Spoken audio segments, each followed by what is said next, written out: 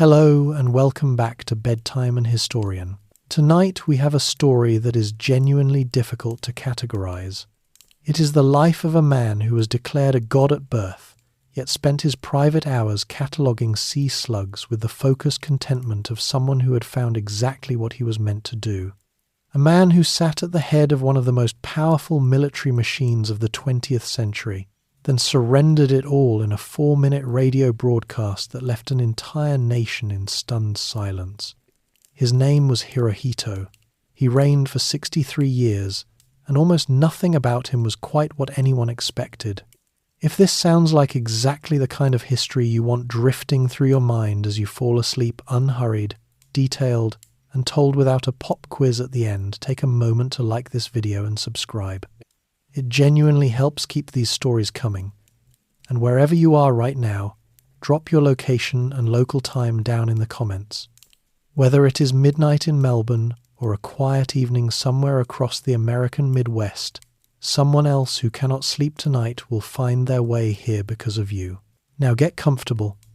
Let your shoulders settle, let your breathing slow, and let us travel back together to the island empire of Japan, to lacquered halls and chrysanthemum crests, and to a throne that had stood, unbroken and untouched by foreign hands, for more than 2,000 years. Japan at the close of the 19th century was a country moving very fast and not entirely sure where it was going. Just 40 years before Hirohito was born, Japan had been a closed feudal society, a world of samurai clans, hereditary lords, and a military ruler called the shogun. While the emperor sat in quiet ceremonial seclusion in Kyoto, venerated but largely uninvolved in the actual business of governing, then in 1853, American warships arrived uninvited in Tokyo Bay, and the old order began to crack. The Meiji Restoration of 1868 changed nearly everything. It abolished the old feudal system, restored the emperor to a central symbolic position, and launched Japan on one of the most rapid programs of national transformation in recorded history. Within a single generation, Japan built railways, drafted a Western-style constitution, established modern universities, and assembled a professional army and navy. It also began looking outward with the focused ambition of a country that had watched European empires carve up Asia and decided, clearly and deliberately, that the same fate would not come for it. By the time Hirohito arrived in the world, Japan had already defeated China in 1895, taken control of Taiwan, and was just over a decade away from defeating Russia in open warfare, the first time in the modern era that an Asian nation had beaten a European great power in the field. The victory shocked the world and confirmed what Japan's leaders had long believed, that they had built something formidable and that the world would need to take notice. It was into this rising, restless, rapidly modernizing empire that Hirohito was born on April 29th, 1891, the first son of Crown Prince Yoshihito and Princess Sadako.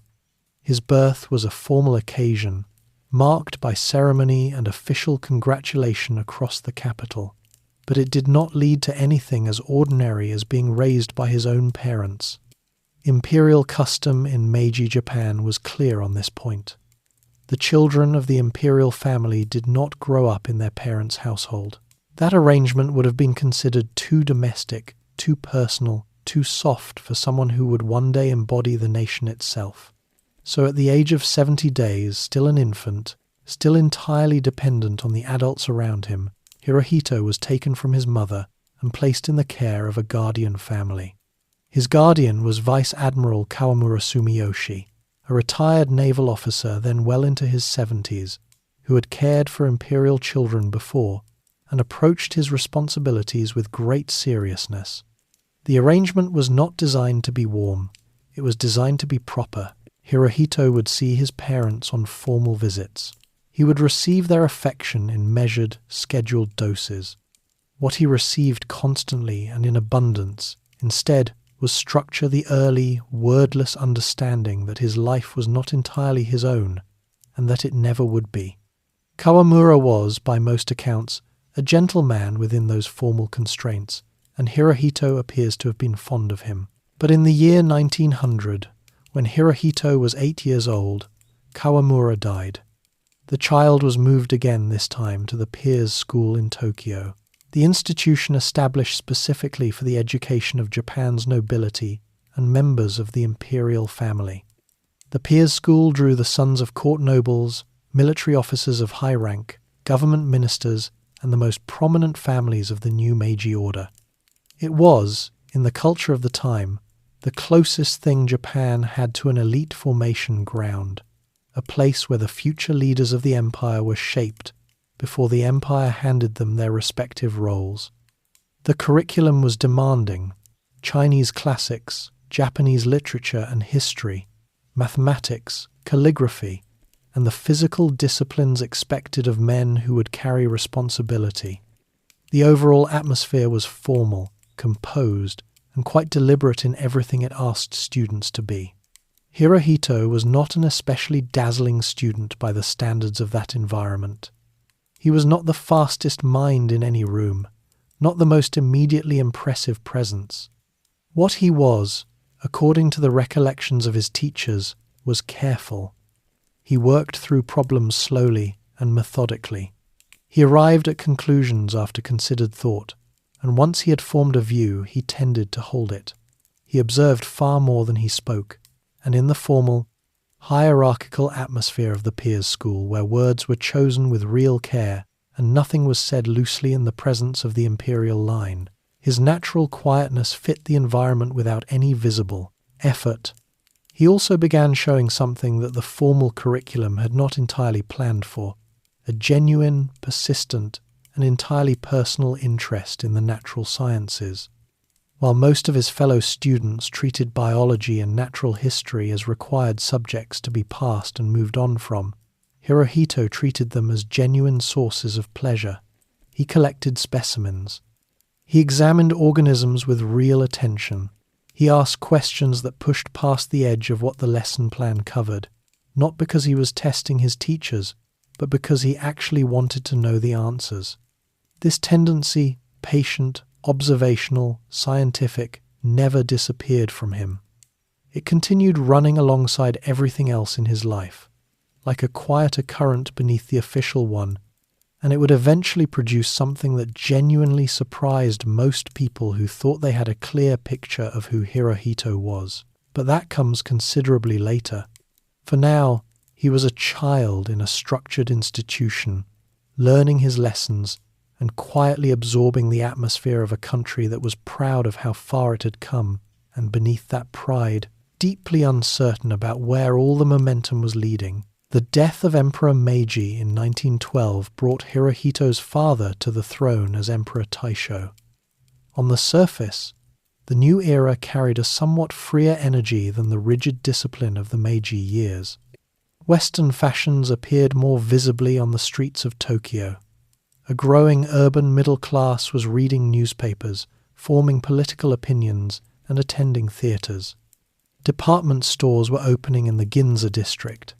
Jazz and cinema were beginning to drift in from abroad, and a kind of cosmopolitan curiosity was stirring in the cities that felt genuinely new. But underneath that modernity, the tensions that would come to define Hirohito's reign were already present and deepening.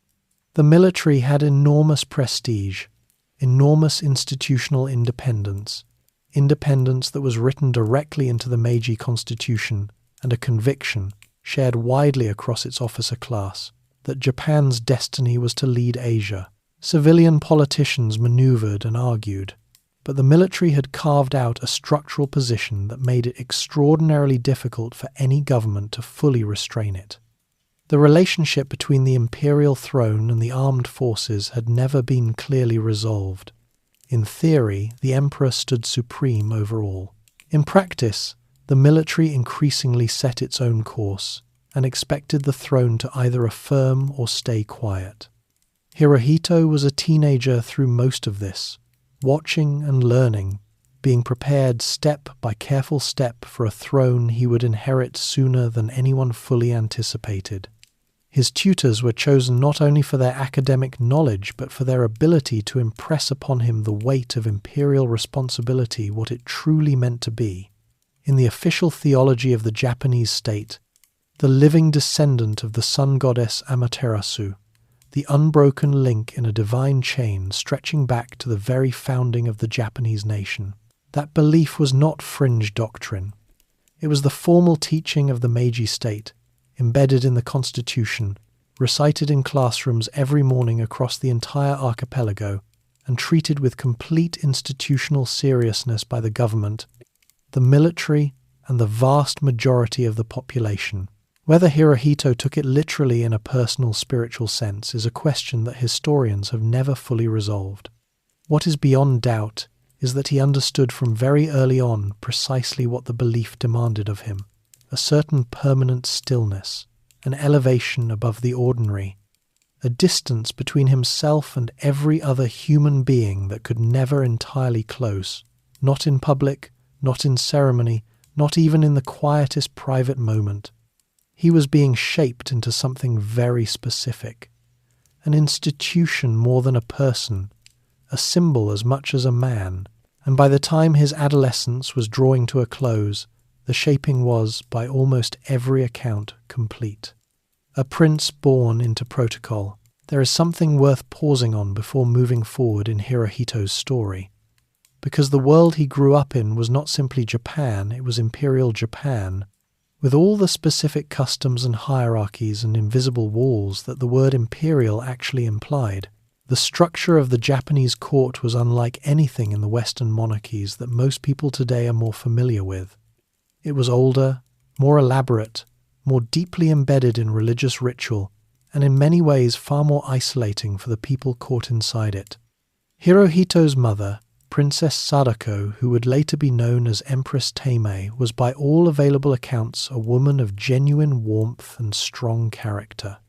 Photographs of her from the period show a composed, attentive face. Those who knew her described her as sharp, opinionated, and more personally expressive than the court normally permitted. She did not agree with the custom of separating infants from their mothers, and she made her feelings known. It changed nothing. The custom held, as it always had, because the imperial institution was not in the business of accommodating the personal preferences of the women inside it. However clearly those women saw what was being lost. What this meant in practice was that Hirohito grew up with a formal, scheduled relationship with both of his parents. He saw them on designated occasions. He addressed his father with the reverence that the crown prince's position demanded. He loved his mother, and she clearly loved him, but the relationship was shaped from the very beginning by protocol, by the understanding that this child was not, in the simple private sense, theirs to raise. He had brothers too, which is worth noting because it adds some texture to what might otherwise seem a completely solitary childhood.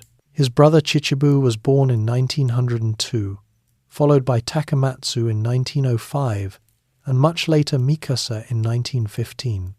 The older brothers grew up in overlapping proximity, attending the peers' school in the same years, navigating the same institutional expectations. The relationships between them were, by most accounts, genuine. There was real affection between Hirohito and Chichibu in particular, though they were also shaped by the hierarchy that placed Hirohito irreducibly above them simply by virtue of birth order. Chichibu was athletic, outgoing, and comfortable in social situations in a way that Hirohito never quite was. The contrast between them was visible early and would persist for decades. Life at the peers' school in the early years of the 20th century had a texture that is worth understanding in some detail. Students rose early, followed a strict schedule, and were expected to maintain a standard of conduct at all times that reflected both their personal character and their family's standing. The dormitory life was orderly rather than warm. Meals were taken collectively, structured by rank. Sport was taken seriously, not purely for its own sake, but because physical discipline was seen as an extension of moral discipline, a view that ran through nearly every institution in Meiji Japan, from elementary schools to military academies. Hirohito was not particularly gifted athletically. He was thin, wore glasses from an early age, moved with a somewhat hesitant posture, and did not project the kind of easy physical confidence that a military culture tended to admire. This did not mark him for contempt. He was, after all, the future emperor, and no one at the peers' school was going to be careless about that. But it did mean that his authority would always need to come from somewhere other than physical presence. In a culture that associated leadership with composure and spiritual weight rather than charisma, this was manageable, but it meant he would spend his entire public life navigating rooms as someone who did not naturally dominate them. One of the figures who shaped his understanding of what leadership actually required was not a teacher in the conventional sense. General Nogi Marisuke was a military hero of remarkable stature, the commander who had captured Port Arthur from the Russians at enormous cost during the Russo-Japanese War, a man known for his absolute, almost ferocious sense of personal honor. Nogi became the director of the Peers School in 1907, when Hirohito was in his mid-childhood years, and his influence on the boys there was considerable. Nogi was, in the specific mode of Meiji-era military virtue, everything the institution held up as admirable. He ate simply. He lived without excess. He held himself to standards that most men would have found oppressive. He was also, by the accounts of those who knew him, a man carrying a profound weight of guilt over the casualties suffered at Port Arthur, guilt that never fully left him. To the young Hirohito, Nogi would have appeared as something between a grandfather figure and a living emblem of the values the empire asked its leaders to embody. Then, in September 1912, Emperor Meiji died, and on the day of the funeral, Nogi and his wife took their own lives, a deliberate act of junshi, ritual death in the wake of one's lord, a practice from the samurai era that most people had assumed was long gone. It was not. The news moved through Japan like a slow shock. Some were horrified. Many more were moved to a reverence that bordered on awe.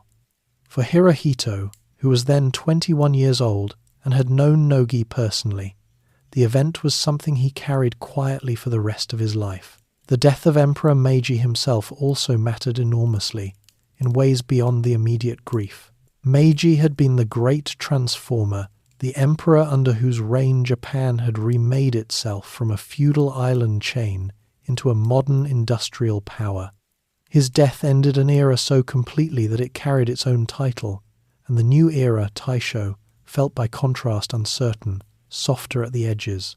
Hirohito's father, the new Emperor Taisho, was a man whose health, both physical and mental, had never been fully strong, and his ability to carry out the demanding ceremonial functions of the imperial role was already showing visible strain. This became, over the following years, a matter of quiet but serious concern within the palace. Emperor Taisho suffered from what was likely a form of neurological deterioration, possibly related to meningitis he had contracted in infancy. His public appearances became less frequent. His behavior during the appearances he did make grew erratic in ways that the court found deeply uncomfortable. On one occasion, and this particular story has the quality of something no one in the palace would have wanted to admit was true, but which circulated widely enough to be worth noting, he was said to have rolled up the transcript of a speech during an official function and used it as a telescope to peer at the assembled dignitaries, apparently finding this amusing. The assembled dignitaries did not. Against that backdrop, Hirohito's own preparation for authority took on an added seriousness. He was not simply being trained for a distant theoretical future. The future was arriving ahead of schedule, and everyone in the imperial court who was paying attention knew it. The broader Japan outside the court was, during these years, changing in ways that would eventually force themselves into Hirohito's life with great urgency. The annexation of Korea in 1910 had extended the empire's territorial reach, but also its administrative burden and the international scrutiny that came with colonial rule. The First World War, which erupted in Europe in 1914, had brought Japan unexpected economic benefits. European demand for Japanese manufactured goods surged, and the country's industrial output expanded rapidly. But it also brought new political tensions, new voices demanding democratic reform, and a military that was watching the collapse of the old European empires with a combination of fascination and calculation.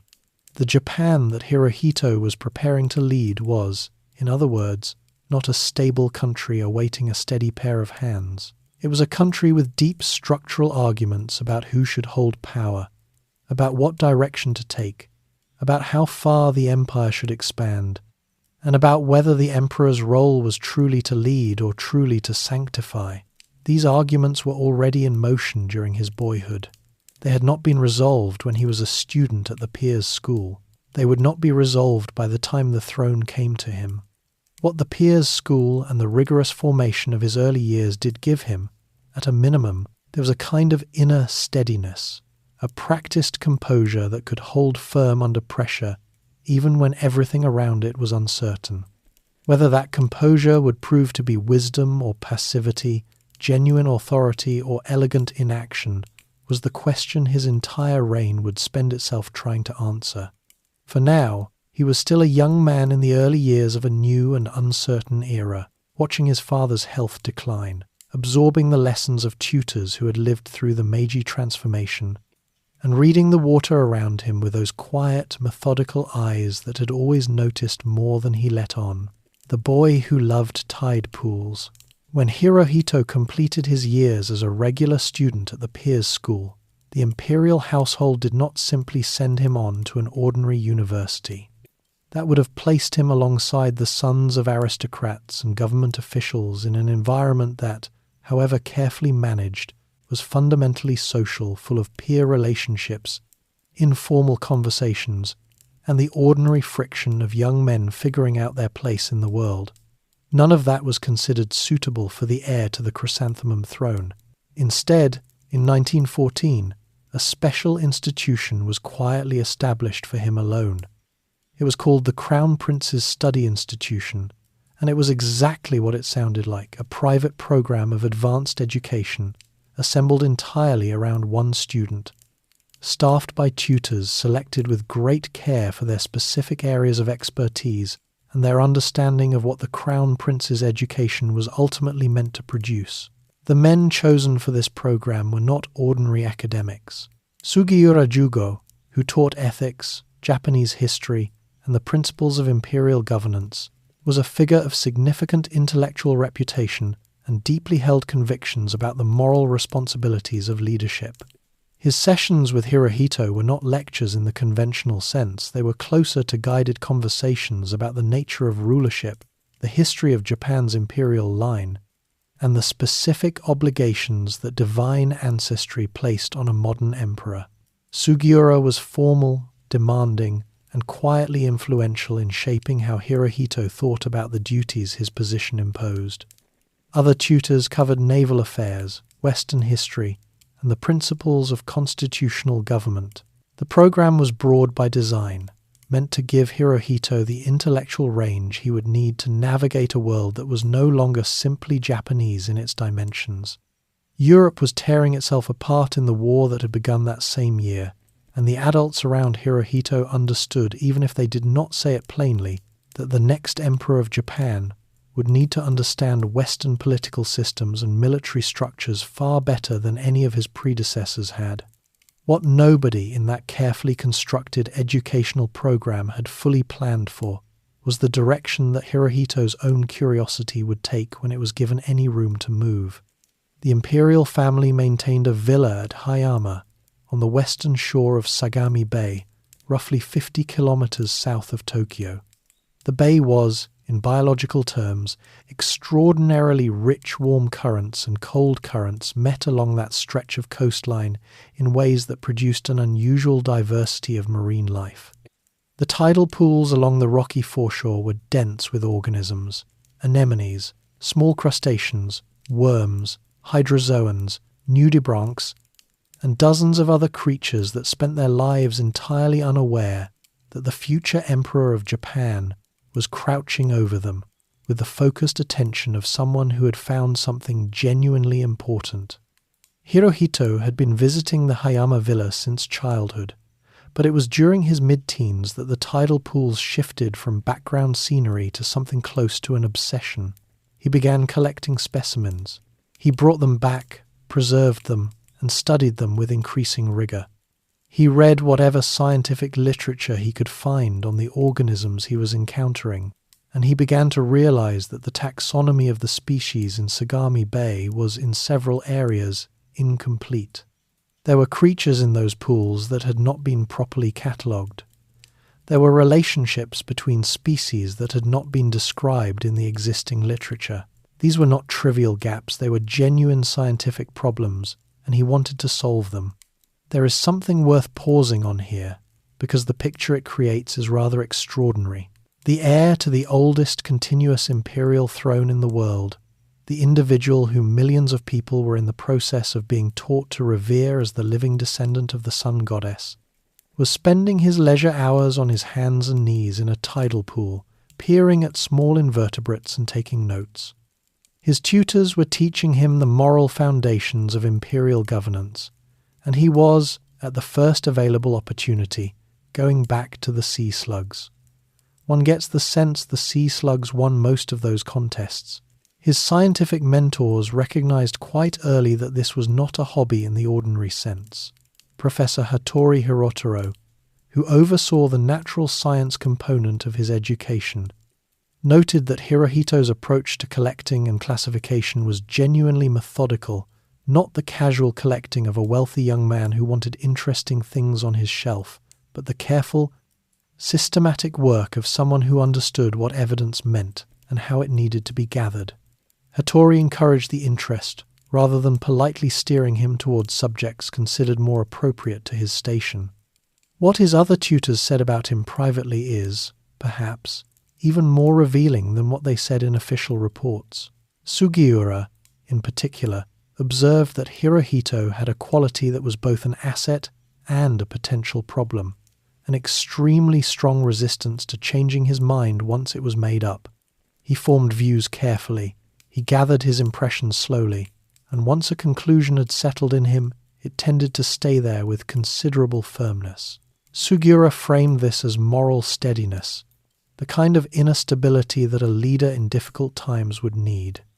Whether it might also be a form of inflexibility, whether the same quality that made him reliable might also make him immovable when movement was required, was the kind of question that tutors in that position did not ask aloud.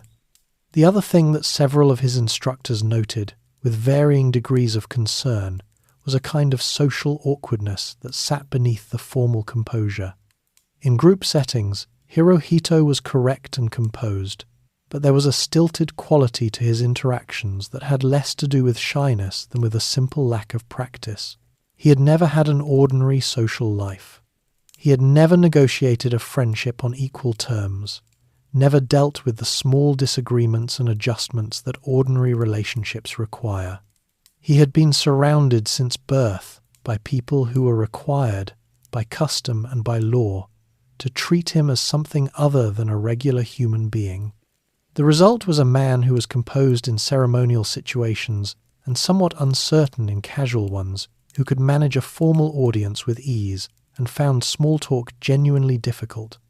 His scientific work gave him an arena where none of that mattered. In the tidal pools, in the laboratory he was eventually given within the imperial estate, in the quiet hours he spent over specimens and microscopes, Hirohito moved with a confidence and ease that he rarely showed anywhere else. The organisms in Sagami Bay did not require protocol. They did not bow when he entered the room. They simply existed in their extraordinary variety and their complete indifference to human hierarchies. And that indifference appears to have been, for Hirohito, a form of relief. His collecting expeditions gradually expanded in scope. Beyond the Hayama shore, he began making trips to other sections of the Japanese coastline, returning with carefully preserved specimens that were catalogued and added to a growing personal collection. He developed particular expertise in hydrozoans, small colonial marine invertebrates that are related to jellyfish and sea anemones, and which most people have never heard of for the straightforward reason that they are not especially exciting to look at unless you already know what you are looking at. Hirohito knew what he was looking at. Over the following decades, and this becomes one of the quietly remarkable footnotes of his entire story, he would eventually publish multiple peer-reviewed scientific papers, co-author several books on the marine biology of Sagami Bay, and have a number of newly discovered species formally named after him in the taxonomic literature.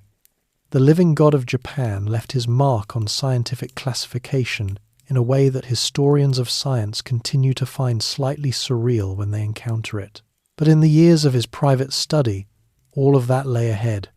What was visible in the years around 1914 to 1920 was simply a young man who had found, in the specific textures of marine life, a domain where his mind operated with genuine freedom, where the rules were set by nature rather than by court protocol, where a careful eye and a patient method were the only things that mattered, and where being the future emperor was, for a few hours at a time, beside the point. His tutors, for their part, kept preparing him for the throne. They taught him constitutional principles, naval history, the philosophy of governance, and the weight of the inheritance he was carrying.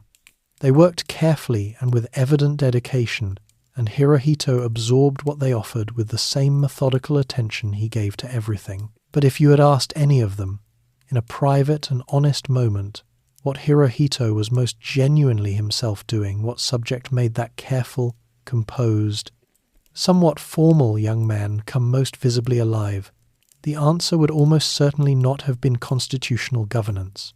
It would have been the creatures in the tide pools, the Grand Tour and the modern world.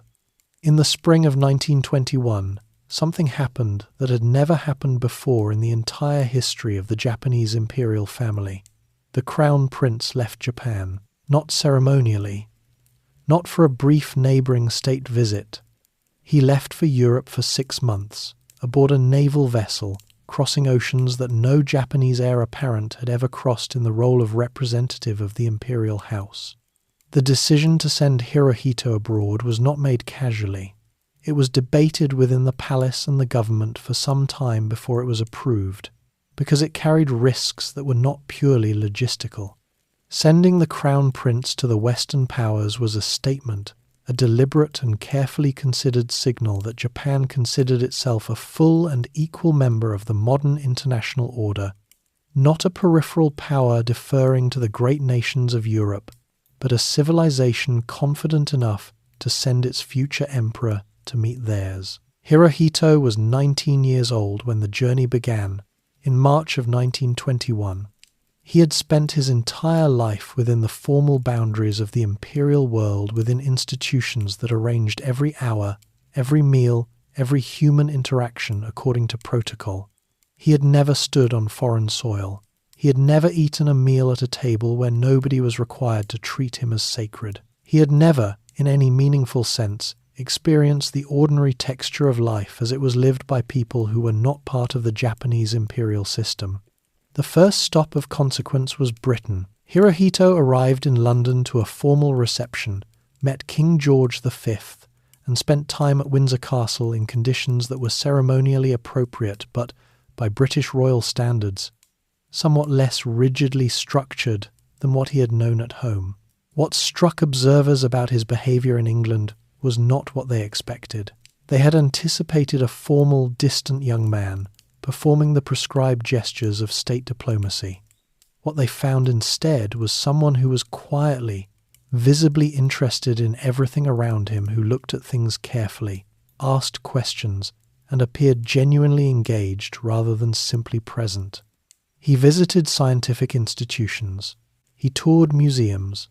He attended formal dinners where the conversation ranged across subjects that the Japanese court would not have addressed at a comparable occasion. He met the Prince of Wales, the future King Edward VIII, who was 3 years older than Hirohito and who moved through the world with the easy, athletic confidence that Hirohito had never possessed and, one suspects, privately found somewhat exotic.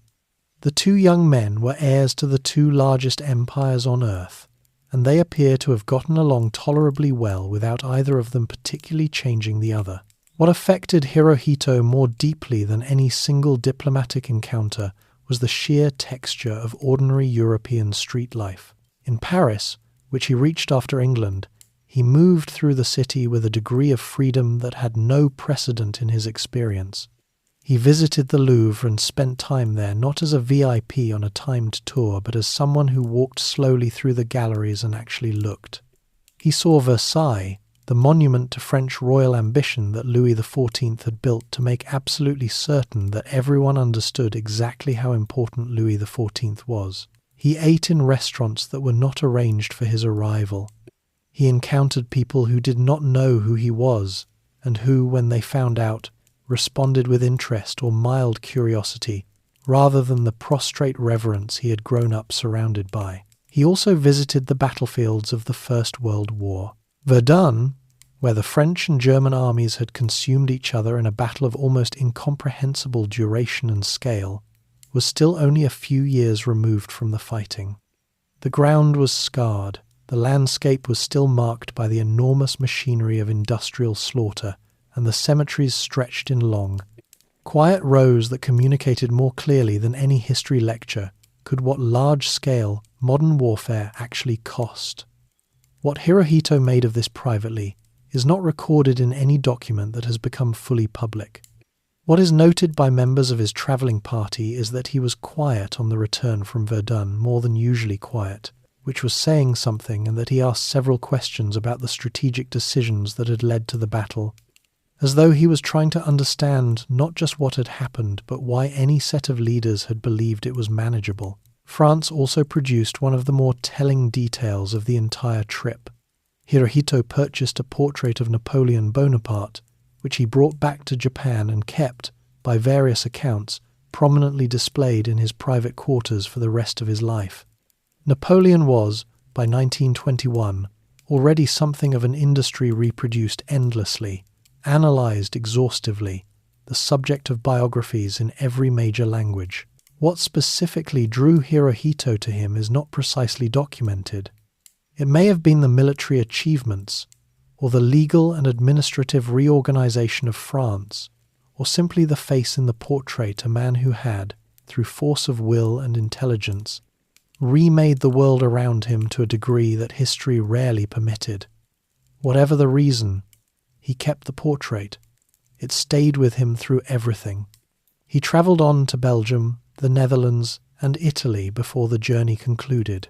In each country, the formal ceremonies were observed, the correct meetings were held, and Hirohito added incrementally to the store of direct Western experience that the Japanese government had decided their future emperor needed. But the cumulative effect of those 6 months was something larger than any individual visit. He came back from Europe a somewhat different person than the one who had left. Not transformed in the dramatic sense, he was still reserved, still formal, still constitutionally incapable of being the kind of man who filled a room with his personality. But something had shifted in his frame of reference. He had seen how European monarchies and governments actually operated. He had seen what modern industrial warfare could do to a continent. He had moved, however briefly, in a world where the relationship between leaders and their people had a different quality than the divine imperial model he had grown up inside. And he had evidently found some of what he saw compelling. He brought back with him a taste for certain Western habits that he kept quietly throughout his life, a preference for Western clothes in private, a continued interest in European history, a fondness for Western music that was considered mildly eccentric in the palace context. These were small things, but they pointed to a man who had not simply performed a diplomatic obligation and come home unchanged. The political world he returned to in September of 1921 was moving fast.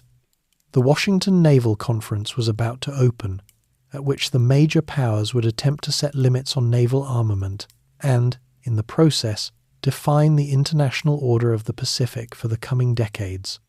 Japan's relationship with Britain and the United States was cordial, but increasingly complicated by competing interests in China and the broader Pacific.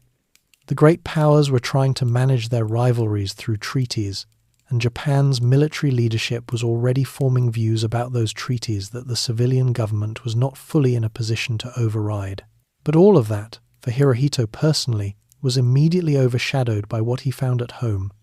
His father, Emperor Taisho, had deteriorated significantly in the 6 months he had been away. The neurological decline that had been managed with careful public discretion for years had reached a point where it could no longer be contained behind court protocol. The emperor was no longer able to carry out the ceremonial and administrative functions that the role required. His appearances had become unpredictable. The government, the imperial household ministry, and the senior advisors around the throne all understood that a formal change was necessary. In November of 1921, just 2 months after Hirohito's return from Europe, he was appointed regent.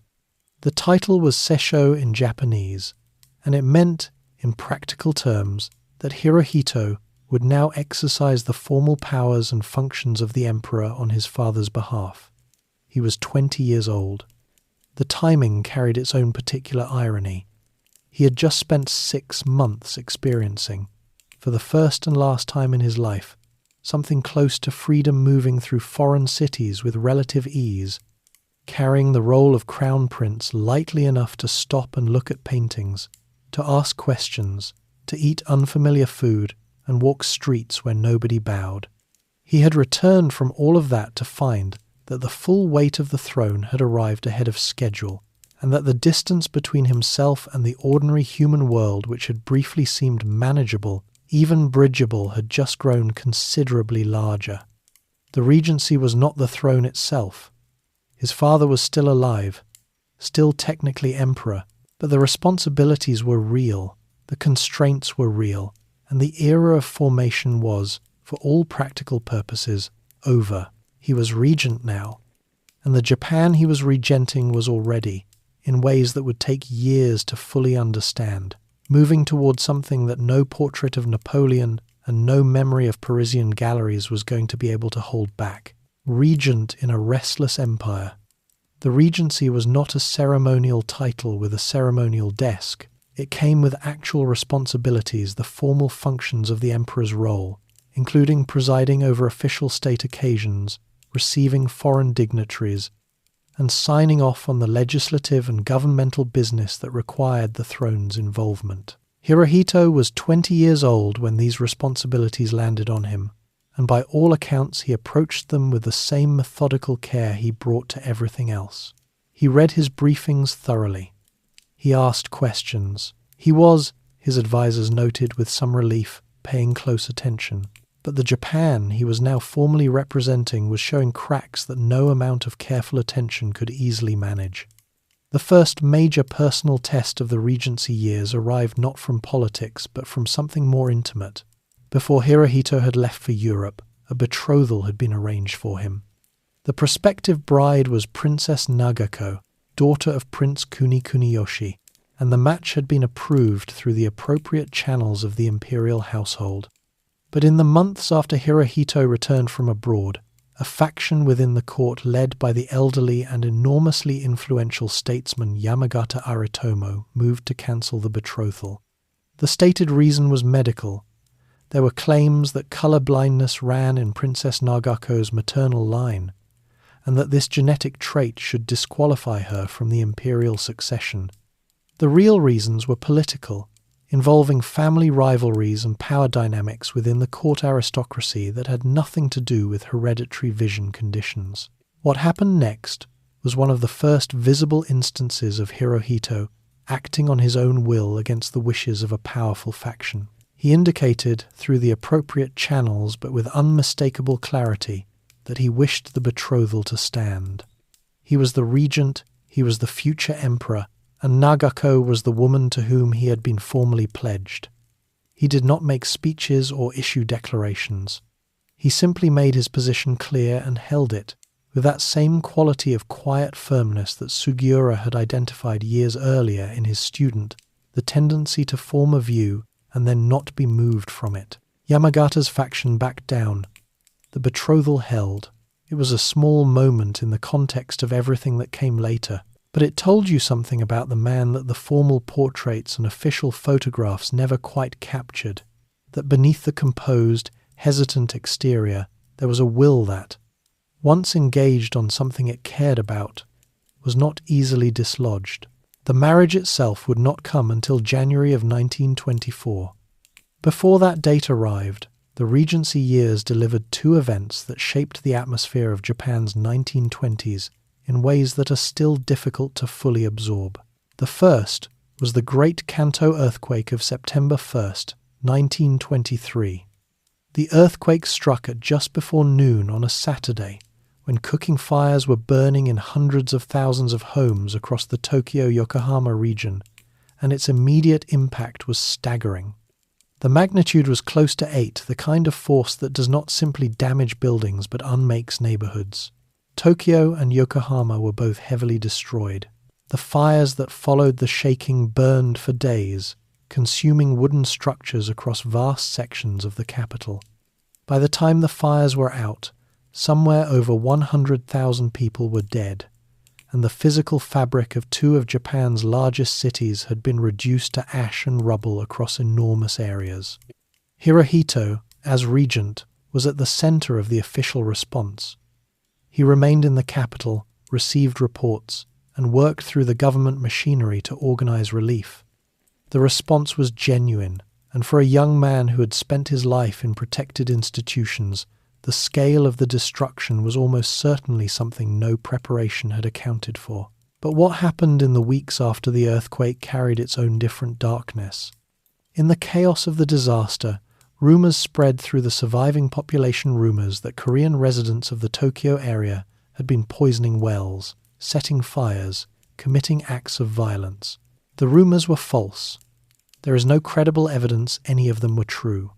But they spread with the speed and conviction that fear gives to lies, and the result was a series of vigilante killings in which thousands of Korean men, women, and children living in Japan were murdered by civilian mobs and, in some instances, by elements of the military police.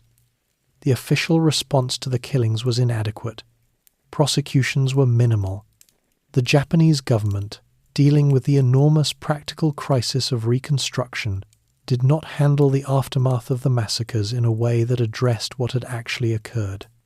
Hirohito's own response to this, what he knew, when he knew it, what he said or did not say, is not clearly documented. He was regent, not emperor. The cabinet governed. The institutional structures around him were not designed to route the details of civilian mob violence to his desk for personal review. But the killings happened, and the silence around them was a silence in which the Regency was fully complicit, even if passively so. Then, 3 months after the earthquake, came something more directly targeted. On December 27th, 1923, Hirohito's motorcade was moving through the Toranomon district of Tokyo on the way to the formal opening of the Imperial Diet. A young man in the crowd drew a pistol and fired at the car. His name was Daisuke Namba. He was 24 years old, and he was the son of a member of the parliament he was riding toward. The bullet missed. The glass of the car window was broken. Hirohito was unharmed. The political fallout from the incident was immediate and, by any Western standard, somewhat disproportionate. Prime Minister Yamamoto Gonohyo resigned, not because he had done anything wrong, or because any investigation pointed to negligence on his part, but because the ancient protocol of the Japanese imperial system held that an attack on the emperor or his regent constituted a failure of governance so fundamental that those nominally responsible for the country's safety could not continue. The government resigned collectively. Namba was arrested, tried, and eventually executed. Hirohito made a point of publicly stating that the incident should not lead to any harsh, broader crackdown, a gesture that was noted and appreciated by those who expected something different. The marriage to Princess Nagako took place the following month, in January of 1924. It was a formal imperial ceremony of considerable complexity, carrying all the ritual weight of an institution that had been performing such ceremonies for more than a millennium. Nagako was 21, serious, well-educated, and it became clear over time, a woman of genuine steadiness and loyalty. The marriage was arranged, as all imperial marriages were, but it was not unhappy. The two of them built a private life together that was, by the accounts available, genuinely companionate. They had children the first, a daughter, arrived in 1925, followed eventually by more children, including the son and heir who would come only after considerable anxiety on everyone's part. Outside the palace walls, Japan in the middle years of the 1920s was a country that held genuine contradictions in uneasy tension.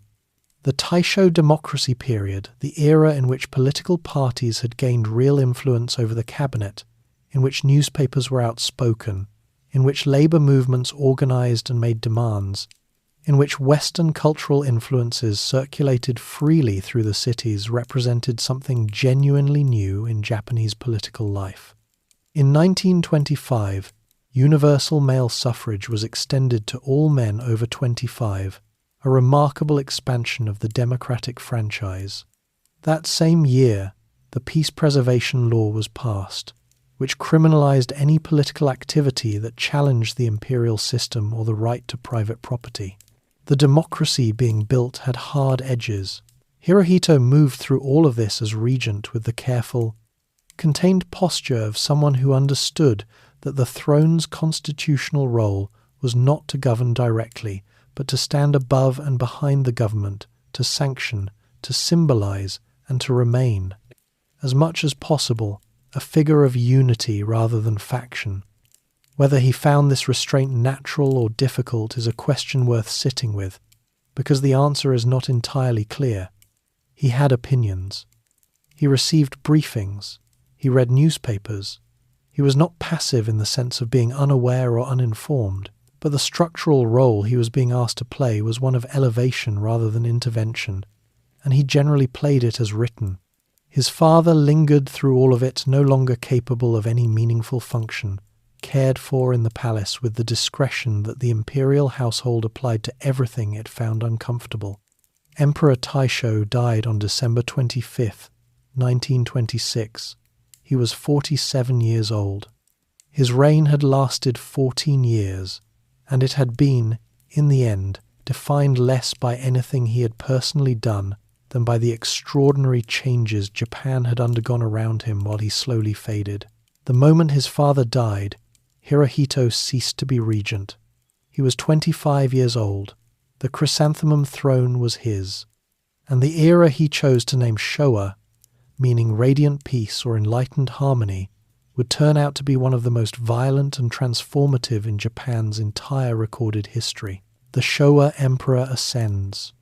The transition from regent to emperor happened not with ceremony, but with a death. On the morning of December 25th, 1926, Emperor Taisho's breathing stopped at the imperial villa in Hayama, the same coastal estate where, just a few years earlier, a young Hirohito had been crouching over tide pools in a state of complete scientific absorption. The location carried a certain quiet irony, though nobody in the palace had any particular interest in noting it. There was too much to do. The formal proclamation of the new era came within hours. The era name chosen was Showa, two Chinese characters that together carried the meaning of radiant peace or enlightened harmony. Era names in Japan were not merely calendar labels. They were statements of intention, declarations of aspiration, chosen with care and with the understanding that the name would come to define how history remembered the period it described. Showa, radiant peace. The gap between that name and what the Showa era actually delivered would become, in time, one of the more striking ironies in the record of modern Japanese history. But in those first days, the name felt genuine enough. Hirohito was 25 years old, newly emperor, and the mood around his accession was cautiously hopeful. He had been prepared for this role for his entire conscious life. He was serious, he was attentive, he was knowledgeable about constitutional governance and international affairs. He was not his father, not erratic, not declining, not capable of rolling up a speech into a telescope at a state function. He was steady. After the uncertainties of the Taisho years, steady was exactly what the court and the government were hoping for. The formal enthronement ceremony, the full ancient ritual of accession, was not held immediately after his father's death. These ceremonies required preparation on a scale that could not be rushed. The Sokui no Rei, the formal rite of enthronement, took place in Kyoto in November of 1928, nearly 2 full years after the actual succession. Kyoto was the old imperial capital, the city where the throne had resided for over 1,000 years before the Meiji period relocated the center of power to Tokyo. And holding the ceremony there was itself a gesture, a reaching back into the deep history of the imperial institution, a reminder of the antiquity it represented. The ceremony was elaborate in the specific way that things are elaborate when they have been refined by centuries of practice, and nobody has seriously questioned any of the components. The emperor appeared in ancient court robes. Rituals were performed that had their origins in a period so remote that even the participants could only partially explain the meaning of every element. The most sacred part of the enthronement, the Daijo, Sai, a night of ceremonial communion between the new emperor and the sun goddess Amaterasu, took place in specially constructed buildings, erected for that purpose and never used again. Its specific contents remained, by tradition, strictly private. What happened in those buildings was between the emperor and whatever it was the ceremony invoked. For Japan's urban middle class, reading about the ceremonies in newspapers the following morning, the spectacle was both genuinely moving and slightly remote. The ancient world, asserting itself in the middle of a decade when Tokyo had department stores and jazz bars and women with bobbed hair and foreign films playing in newly built cinemas. Japan in the late 1920s was running 2 eras simultaneously. The ancient one, full of chrysanthemum crests and Shinto ritual, and the modern one, full of factory smoke and labor disputes and political argument. Hirohito stood, physically and symbolically, at the point where those 2 eras met. Managing that meeting was the essential problem of his reign. The political landscape he had inherited was complicated even before anyone introduced the military into it. The 1920s had seen real democratic momentum in Japan. Political parties had become genuine power centers. Newspapers were outspoken. Public opinion was an actual factor in political calculation. The 2 dominant parties, the Seiyukai and the Minseito, competed fiercely for cabinet positions and government contracts, and the competition between them was not always edifying. Both parties had connections to business interests that shaped their policy positions in ways that the reform-minded public found frustrating. Both were, to varying degrees, uncomfortable with the labor and socialist movements that the industrial expansion of the previous decades had produced. Hovering above the party politics were the Genro, the elder statesmen, the surviving architects of the Meiji era who had exercised informal but enormous influence over Japanese government for decades. By the time Hirohito became emperor, this group had dwindled to essentially one man, Prince Saionji Kinmochi, a Francophile liberal in his late 70s who had twice been prime minister and who understood constitutional governance with a sophistication that most of his contemporaries had never matched.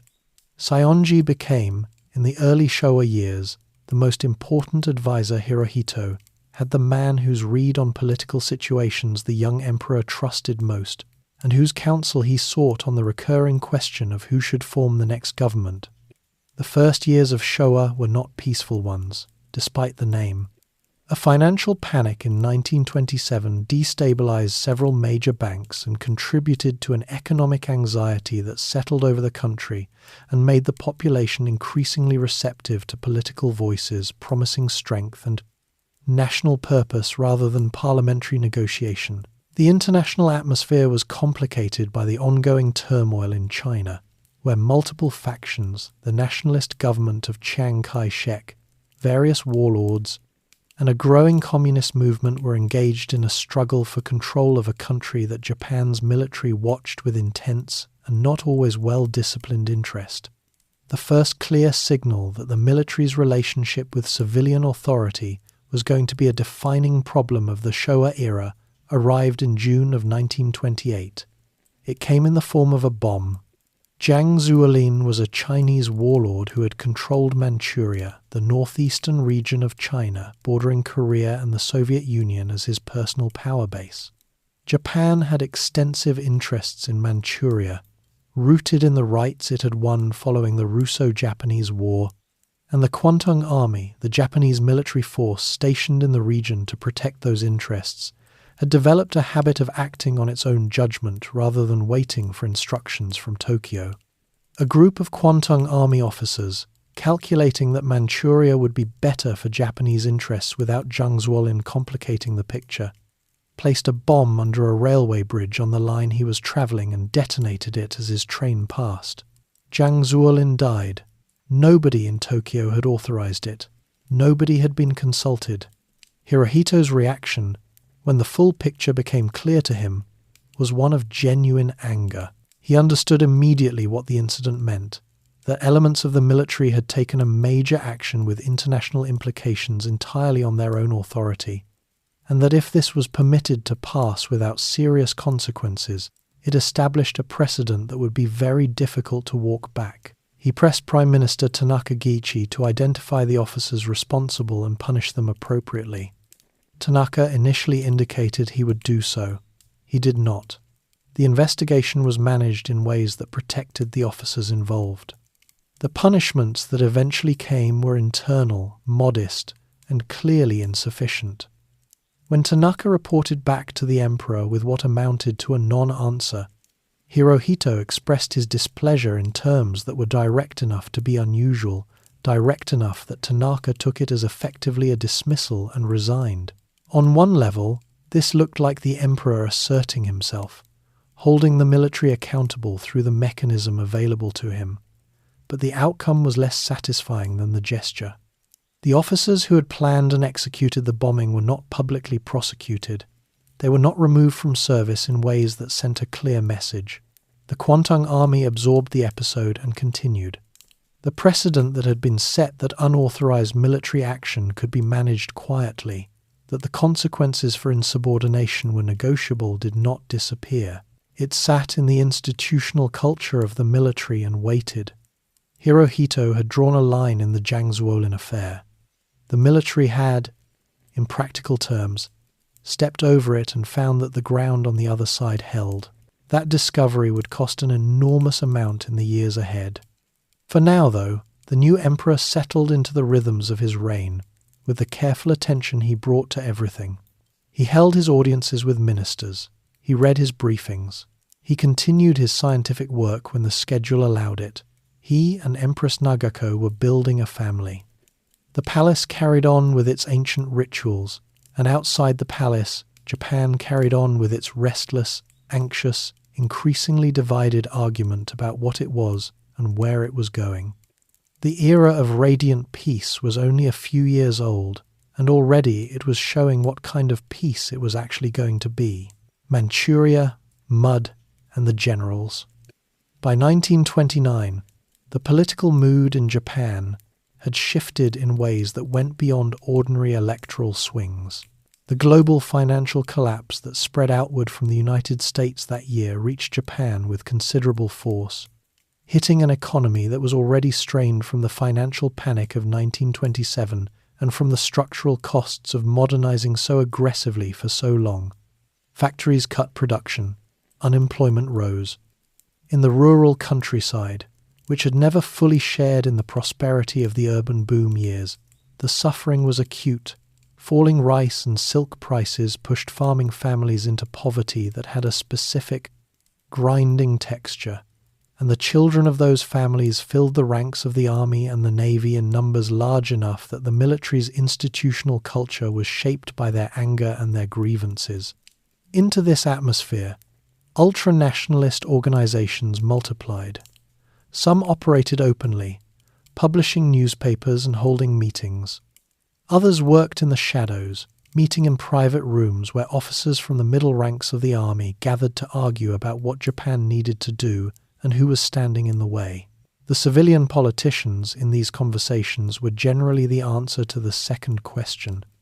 The party governments of the Taisho democracy period were seen by a significant section of the officer class as corrupt, self-interested, insufficiently committed to Japan's national destiny, and far too willing to accommodate Western powers whose own imperial interests conflicted directly with Japan's. The London Naval Treaty of 1930, which set limits on Japanese naval expansion, was particularly resented, and Prime Minister Hamaguchi Osachi, who signed it over the objections of the Naval General Staff, was shot by a young ultranationalist in November of that year. He died from his wounds the following year. The message was not subtle. Within the army, two broad factions were competing for influence, though neither was what anyone in the civilian government would have called reassuring. The Imperial Way faction believed that Japan's problems required a direct, revolutionary solution, a military coup that would sweep away the civilian government and establish a state organized entirely around the emperor and the army's vision of national purpose. The control faction was more pragmatic and more dangerous in a different way. It did not want a dramatic revolution so much as a systematic expansion of military influence over government, achieved through institutional pressure rather than open revolt. The difference between them was largely a question of method. On the underlying goal, a Japan that expanded aggressively into Asia and did not allow civilian politicians or Western treaty obligations to limit that expansion, they were broadly aligned. Hirohito was aware of the factions. He received intelligence reports. His advisors, including the aging Saionji, kept him informed of the currents moving through the officer corps. He was, by all evidence, genuinely troubled by the direction things were taking. He believed in constitutional governance. He had been educated to believe in it, and the European tour had shown him what societies that operated by it looked like. But his constitutional role, as he understood it, was not to intervene directly in government or military affairs except in the most extreme circumstances. The emperor sanctioned. The emperor symbolized. The emperor received reports. The emperor did not, as a rule, personally investigate conspiracies within the army and order specific officers removed. Whether that understanding of the role was genuinely constitutional or was, at some level, convenient, allowing him to remain above the decisions being made in his name, is the question that has occupied historians of the period for decades without arriving at a fully satisfying answer. The Manchurian incident of September 18, 1931, arrived as if to demonstrate precisely how limited his control actually was, or how limited he chose to let it be.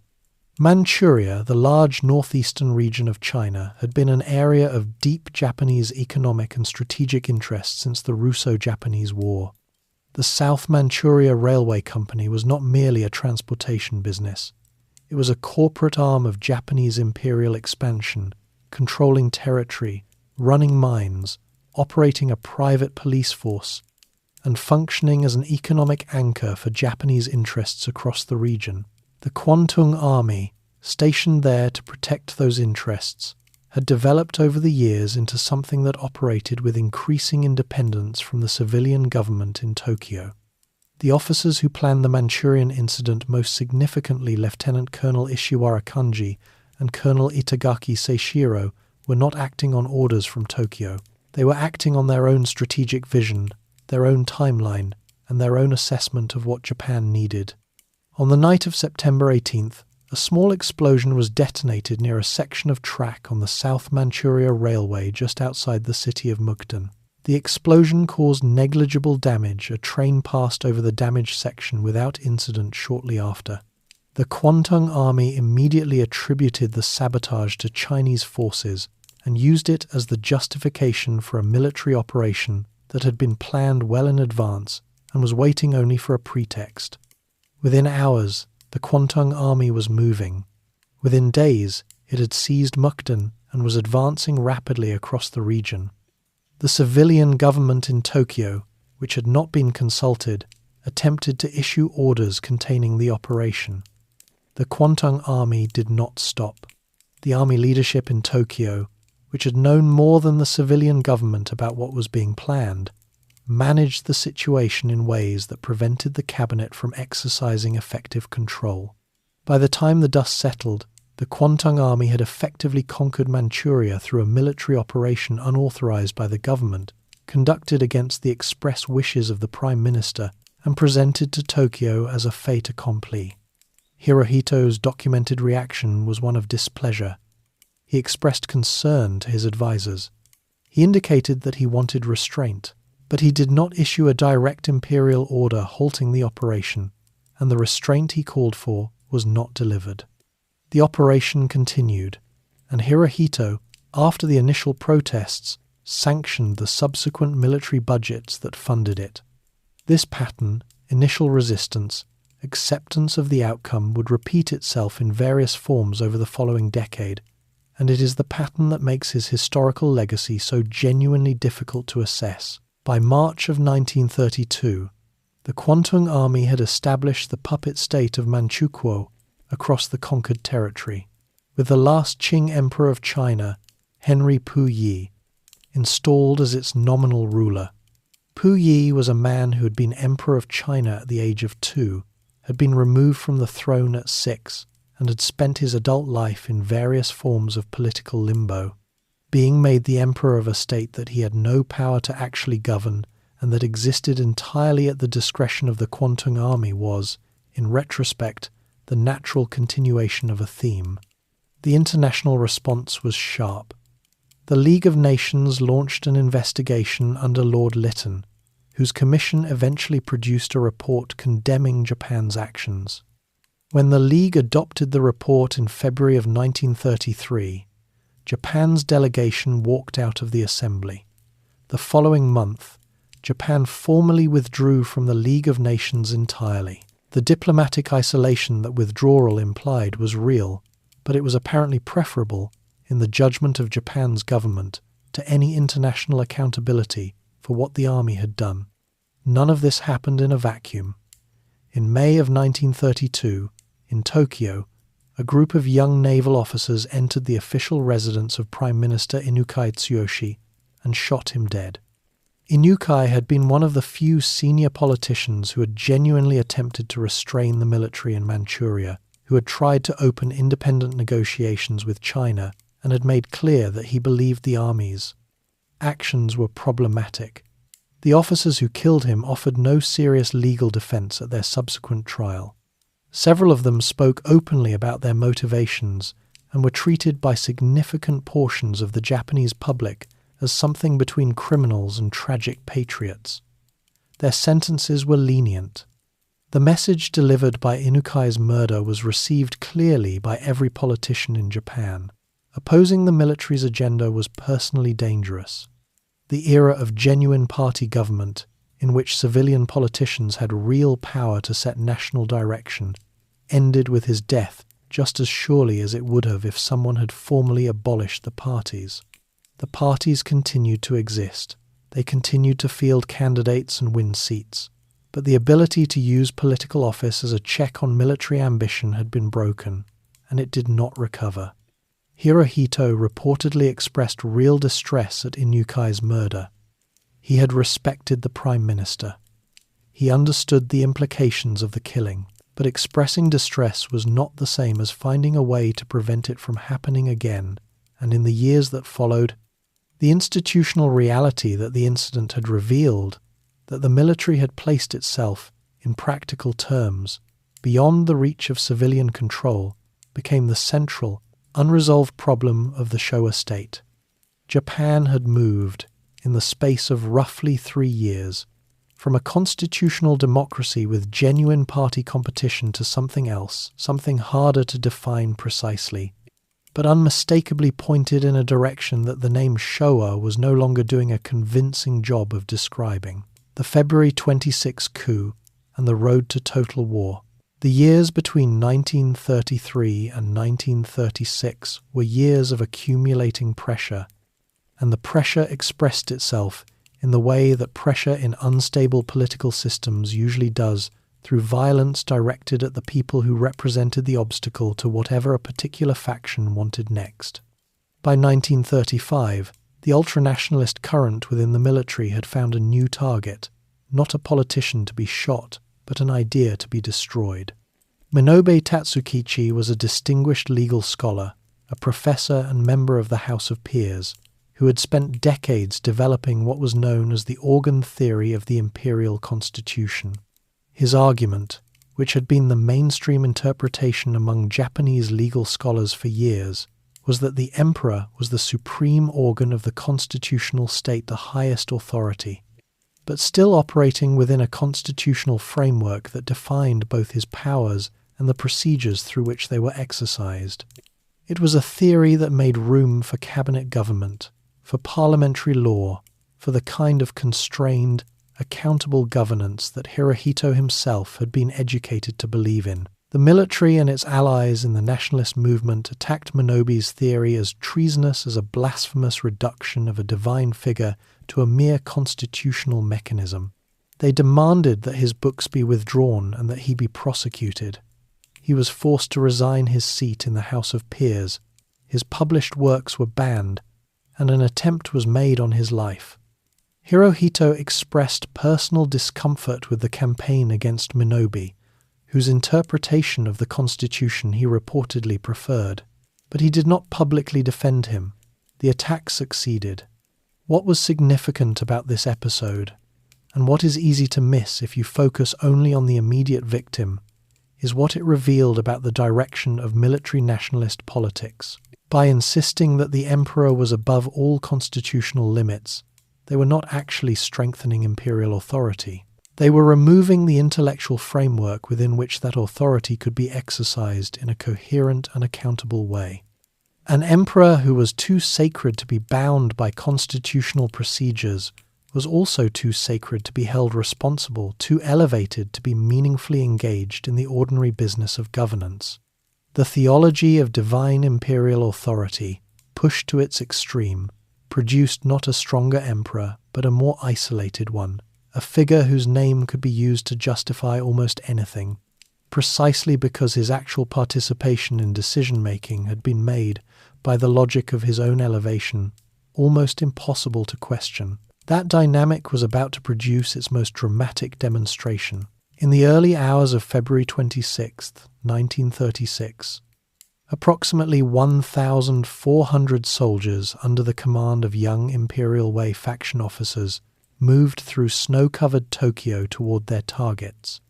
The officers had a coherent ideology, drawn partly from the radical nationalist writings of Kita Iki, which held that Japan's problems, economic suffering, political corruption, the influence of greedy advisors around the pure emperor required a direct solution. The solution they had chosen was to eliminate the men they considered responsible. Finance Minister Takahashi Korekiyo was killed in his home by soldiers who entered his bedroom. He was 81 years old. Lord Keeper of the Privy Seal Saito Makoto was shot and killed. Inspector General of Military Education Watanabe Jotaro was also killed. Grand Chamberlain Suzuki Kantaro was shot multiple times but survived. Prime Minister Okada Keisuke escaped by hiding in a storage room while his brother-in-law was mistakenly killed in his place. One of those grim confusions that somehow manages to concentrate the horror of a chaotic event into a single detail. The rebels seized key government buildings in the center of Tokyo, declared that they were acting in the name of the emperor to restore direct imperial rule, and waited for the throne to recognize their action as legitimate. They had, in this expectation, entirely misread the man they claimed to be serving. Hirohito's response was one of cold, clear fury, the most decisive and personally assertive he had been since becoming emperor. He understood immediately what the rebels were doing and what their success would mean, and he was having none of it. Several of the men who had been killed were among his most trusted personal advisors. The claim that their murders were performed in his name was not merely wrong, It was a personal affront of the deepest kind. He reportedly stated that he himself would lead the Imperial Guard to suppress the rebellion if the army did not act. He refused to receive any rebel representatives or to hear any communication from them. He rejected, through his military advisors, any suggestion that the rebels' grievances deserved acknowledgement before suppression. Over the following days, the military establishment declared martial law and maneuvered the rebels into a position from which they could not escape. Broadcasts urged the ordinary soldiers in the rebel formations to return to their barracks. By February 29th, the rebellion had collapsed without further major fighting. The leading officers were arrested, tried in secret, and executed the following July. Kita Iki, whose writings had provided their intellectual framework, was also executed. On the surface, this looked like a clear victory for order, and in terms of the immediate outcome, it was. But the longer consequence was more complicated. The control faction within the army, which had opposed the Imperial Way faction's revolutionary approach, used the crisis as an opportunity to consolidate its own hold over military affairs. The purge that followed removed the Imperial Way faction from influence and left the control faction without any significant internal opposition. The military emerged from the February 26 incident not weakened, but more unified in its direction, and that direction had not changed. The army's institutional ambition, its conviction that it should set Japan's national course, was intact. It had simply been relieved of the faction that wanted to pursue those ambitions through open revolution rather than sustained institutional pressure. Within a year and a half, that pressure produced the war it had been building toward. The Marco Polo Bridge incident of July 7th, 1937 began with a night exercise by Japanese troops near Beijing and an exchange of fire with Chinese forces that both sides subsequently described differently. Whether the initial skirmish was provoked, accidental, or manufactured has never been definitively established. What is clear is that the Japanese military moved rapidly to expand it from a local incident into a full-scale military offensive, and that the civilian government in Tokyo, which initially hoped to contain the fighting, found itself, again, unable to stop what the military had set in motion. Within weeks, Japanese forces were advancing deep into Chinese territory. By December of 1937, they had captured the Chinese capital of Nanjing, and what followed the capture has been the subject of intense historical debate ever since debate. Not about whether atrocities occurred, because the evidence is overwhelming that they did, but about their precise scale. Tens of thousands of Chinese civilians and prisoners of war were killed over the weeks following the city's fall. The killings were not incidental to the occupation. They were extensive, widely documented by foreign witnesses who remained in the city, and reported in detail in the international press. News of the killings reached Hirohito. He received reports. He expressed concern, reportedly asking through military channels that discipline be restored. Whether the reports he received gave him the full picture, whether the concern he expressed amounted to genuine effort, and whether any instruction he gave was transmitted to the field with real force, these are questions that the available evidence does not fully resolve. What is documented is that the killings continued well after the initial conquest, and that the military commanders responsible faced no serious consequences from Tokyo. Japan was now fully committed to a land war in China that its military leadership had not planned beyond the initial campaigns, against a Chinese government that refused to accept defeat, across a country so vast that the Japanese army, however capable, could not hold it all. The war that had begun in July of 1937 would not end before Japan itself had been destroyed. Hirohito had shown, in the February 26 incident, that he could act decisively when the threat was directed at him personally and immediately. The China War presented a different kind of problem, not a direct threat to his person, but a strategic commitment being made in his name that was leading somewhere nobody in the palace had clearly thought through to its conclusion. On that kind of problem, his decisiveness was less apparent, and the machinery of the state he nominally commanded was moving faster than any instruction from the throne was positioned to stop it. Life in the empire, while the guns roared. By 1937, the war in China had been running long enough that most Japanese families had started to feel it not through explosions or visible ruin, but through the quieter signals of a society reorganizing itself around conflict. Meat portions at the market grew smaller, certain fabrics disappeared from shop shelves, and everywhere, on posters and in school assemblies and over the radio, the same message repeated itself with the steady rhythm of a drum.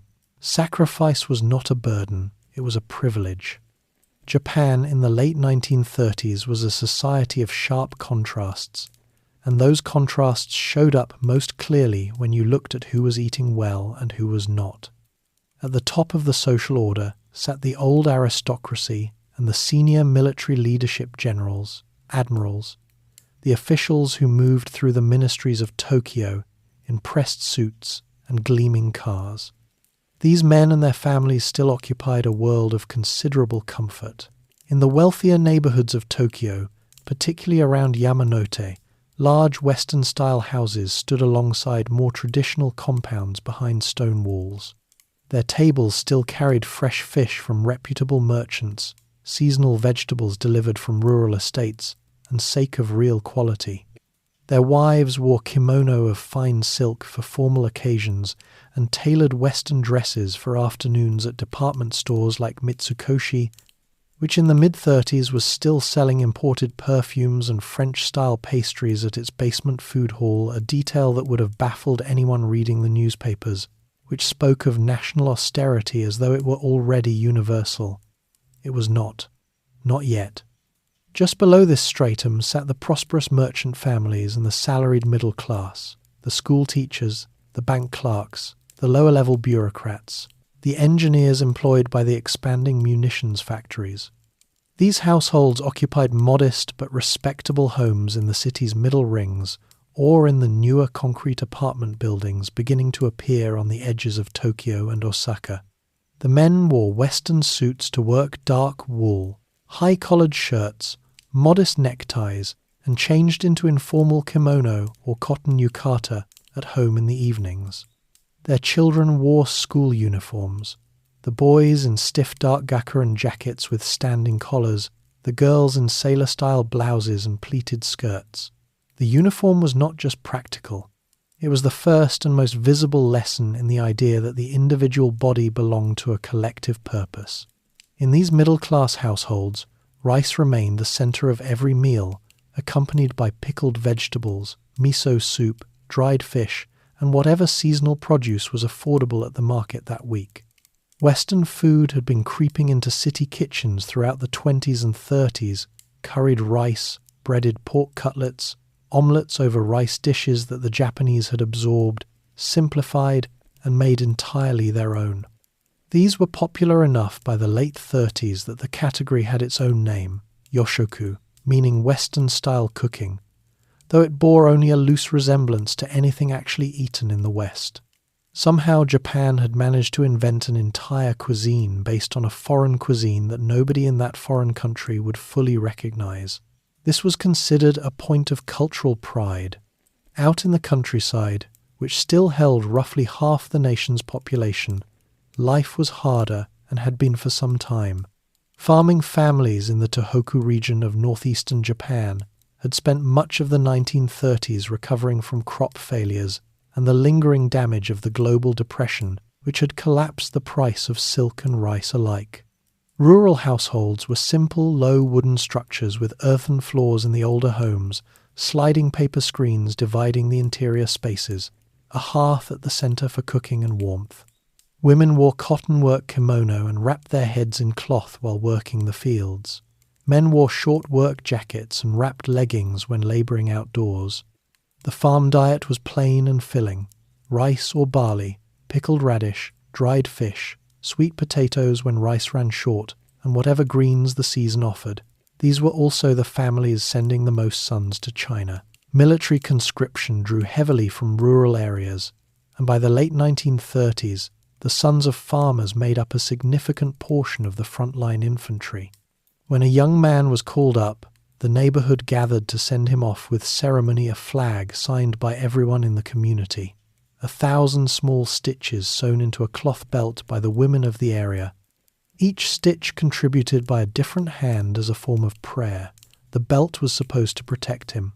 At the bottom of the urban order sat the factory workers and the urban poor, concentrated in districts like Asakusa in Tokyo and Namba in Osaka. These neighborhoods were dense and loud and smelled of charcoal smoke and cooking oil. Workers in the expanding armaments industry labored long hours for modest wages in factories that had converted from textiles or metalwork to the production of shells, engines, and military equipment. They ate cheaply street stalls selling grilled skewers, buckwheat noodles, rice bowls, and lived in long shared tenement rows with thin walls and communal water pumps. Their clothing was functional: cheap cotton, wooden sandals or canvas shoes, the worn workingman's jacket called a happy coat for informal gatherings. What cut across all these classes, in both city and countryside, was the relentless presence of government mobilization. In 1938, the National General Mobilization Law gave the state sweeping powers over labor, industry, and materials, essentially placing the entire economy under military direction without needing to declare it in so many words. The following year, neighborhood associations called tonarigumi were formalized across the country.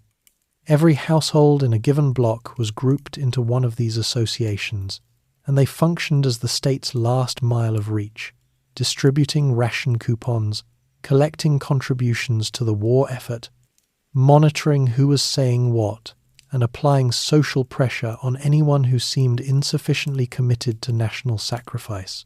Refusing to participate was technically voluntary, but in practice, stepping outside the association meant stepping outside the community. And in a society built as tightly around belonging as Japan's was, that was its own form of punishment. The entertainment landscape was shifting too. Radio had become central to home life by the mid-30s, and the government broadcaster NHK filled its schedules with military marches, news from the front presented in the most favourable light available, traditional music, and patriotic drama. Cinema remained popular, though the authorities were increasingly steering it toward war films and stories of sacrifice. Jazz had been flourishing in Tokyo's dance halls. Through the 20s and into the 30s, there were entire neighborhoods where the music drifted out of club doors every evening. But by the late 30s, it was being quietly discouraged as frivolous, foreign, and vaguely suspicious. Dance halls were shut down in 1940. It was explained as a wartime necessity. The musicians did not entirely disappear. They simply moved to smaller rooms and played quieter. For children, school life had been absorbing more and more military content throughout the decade. Physical drills, lessons in imperial loyalty, simplified military history, these were woven through the curriculum at every level. Elementary school students practiced marching in formation. Middle school boys underwent basic weapons training. The textbooks had been revised in 1937 to emphasize Japan's divine national mission and the special character of the Japanese spirit. Whether the children believed all of it or simply learned to recite it was a question that adults in authority did not spend much time asking. Women across all classes were being drawn more visibly into the national effort. The Patriotic Women's Association and its successor organizations organized neighborhood drives, visited families of soldiers, and managed local rationing distribution. The government's message to women was carefully constructed. Their patriotic duty was primarily domestic, supportive, and sacrificial. They were asked to give up metal hairpins to be melted for the war effort. They were encouraged to dress modestly and avoid luxury. One official slogan, "Luxury is the enemy," appeared on posters across the country from 1939 onward. By the end of the decade, the Hinamaru bento had become the most recognized symbol of civilian solidarity in Japan. A plain white rice ball in a lacquer box with a single red pickled plum placed precisely in the center, echoing the design of the national flag. Schools and neighborhood associations promoted it as the correct patriotic lunch. Whether anyone actually found it satisfying as a meal was, again, a question that was not raised in polite company. This was the Japan that Hirohito ruled over, not from street level, but from the careful distance of the palace, surrounded by advisors who filtered what he heard and translated what he said. He had seen something of the world beyond Japan's borders, but the daily texture of his subjects' lives, the cold mornings in a factory dormitory, or the quiet anxiety of a farming family waiting for letters from China, remained largely invisible to him. Emperors did not walk through Asakusa, Pearl Harbor, and the decision that defined everything.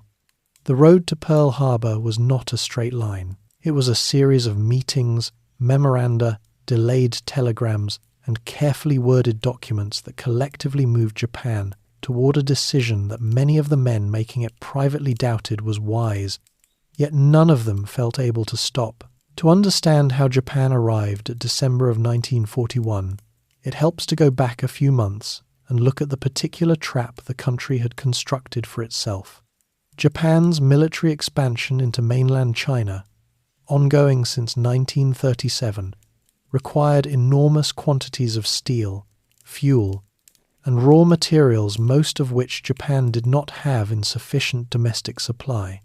To keep the war machine running, Japan imported heavily, and a significant portion of that importing came from the United States. The relationship between the two countries had been fraying for years over China, but it cracked decisively in July 1941 when Japan moved forces into southern French Indochina. The United States, Britain, and the Netherlands responded with a coordinated oil embargo. Japan imported roughly 80% of its oil. Overnight, the arithmetic of the war became existential. Senior military planners calculated that Japan had approximately 18 months of oil reserves in storage. After that, the fleet would sit in harbour, the aircraft would be grounded, and the army in China would begin to wither. The choice, as the military framed it, was between accepting American terms, which meant withdrawing from China and effectively dismantling years of conquest, or seizing the oil fields of the Dutch East Indies by force before the reserves ran out. The second option meant war with Britain and the Netherlands, and almost certainly with the United States. Prince Konoe Fumimaro, who was serving as Prime Minister for the third time, spent the summer and early autumn of 1941 trying to find a third path. He proposed a direct summit meeting with President Franklin Roosevelt, hoping that a personal conversation might unlock some compromise that the diplomats had been unable to reach through formal channels. Roosevelt was not opposed in principle, but wanted a preliminary agreement before any summit took place. Konoe could not deliver one without provoking his own military into open revolt. The summit never happened. Konoe resigned in October. Hirohito's role in the critical months before the attack is one of the most debated questions in the historiography of the war. He was not, by any reading of the institutional reality, a simple figurehead. He attended the Imperial Conference's formal sessions where senior military and civilian leaders laid out strategic decisions for his sanction. He read reports. He asked questions. At a conference on September 6, 1941, which set a deadline for diplomacy with a fallback to war, Hirohito did something unusual. He broke the convention of imperial silence and read aloud a poem composed by his grandfather, Emperor Meiji, a verse that spoke of the world's nations as sharing the same sea, and asked why storms must divide them. The generals and admirals sat in silence. It was understood as an expression of his preference for peace, but it was not a command. It was a poem, and the deadline stayed in place. Tojo Hideki became Prime Minister in mid-October. He was an army general with a disciplined mind, a precise manner, and a complete commitment to the military's strategic outlook. He was not a man who enjoyed diplomatic ambiguity. Under his government, the final planning for war accelerated. November brought a last round of diplomatic talks in Washington, where Japanese envoys proposed two possible frameworks for a settlement. Neither was accepted. By the end of November, the window for diplomacy was officially declared closed by the Japanese side. On December 1st, 1941, a formal imperial conference sanctioned the decision for war. The operation targeting Pearl Harbor had been in planning since the spring, developed under Admiral Yamamoto Isoroku, who had spent time in the United States as a young naval attaché and understood American industrial capacity well enough to be privately pessimistic about a prolonged conflict. His strategy was not to conquer the United States, but to deliver such a severe opening blow to the Pacific Fleet that the Americans would negotiate rather than fight a long war in the far Pacific. It was a calculation built on a particular reading of American psychology that turned out to be completely wrong, but it was not an irrational plan on its own terms. The attack fleet had been assembled in secrecy in Hitokapu Bay in the Kuril Islands, maintaining radio silence for weeks.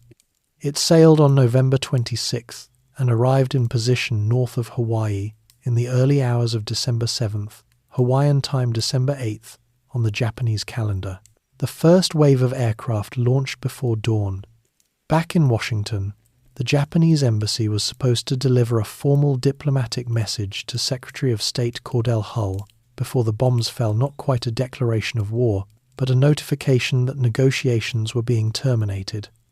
The message arrived late.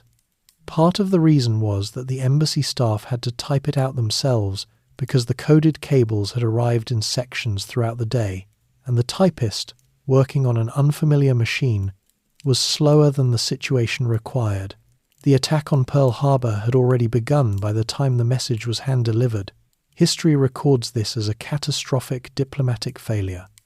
It would be less charitable to observe that the Japanese government had constructed a timetable that gave its own ambassador roughly no margin for bureaucratic delay on one of the most consequential documents of the 20th century.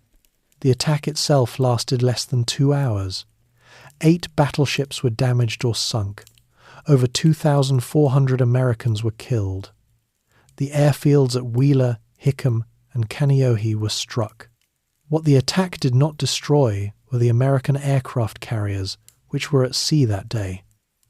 Yamamoto understood immediately that their absence was a serious problem.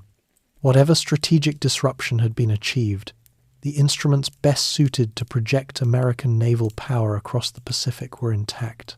Hirohito issued an imperial rescript, formally declaring war on the United States and Britain on December 8th. The language of the rescript followed the conventions of imperial proclamation it spoke of: unavoidable necessity, the failure of diplomacy, and the duty to defend national existence. It was read over radio that morning to a country that had been given no preparation for what it was about to hear.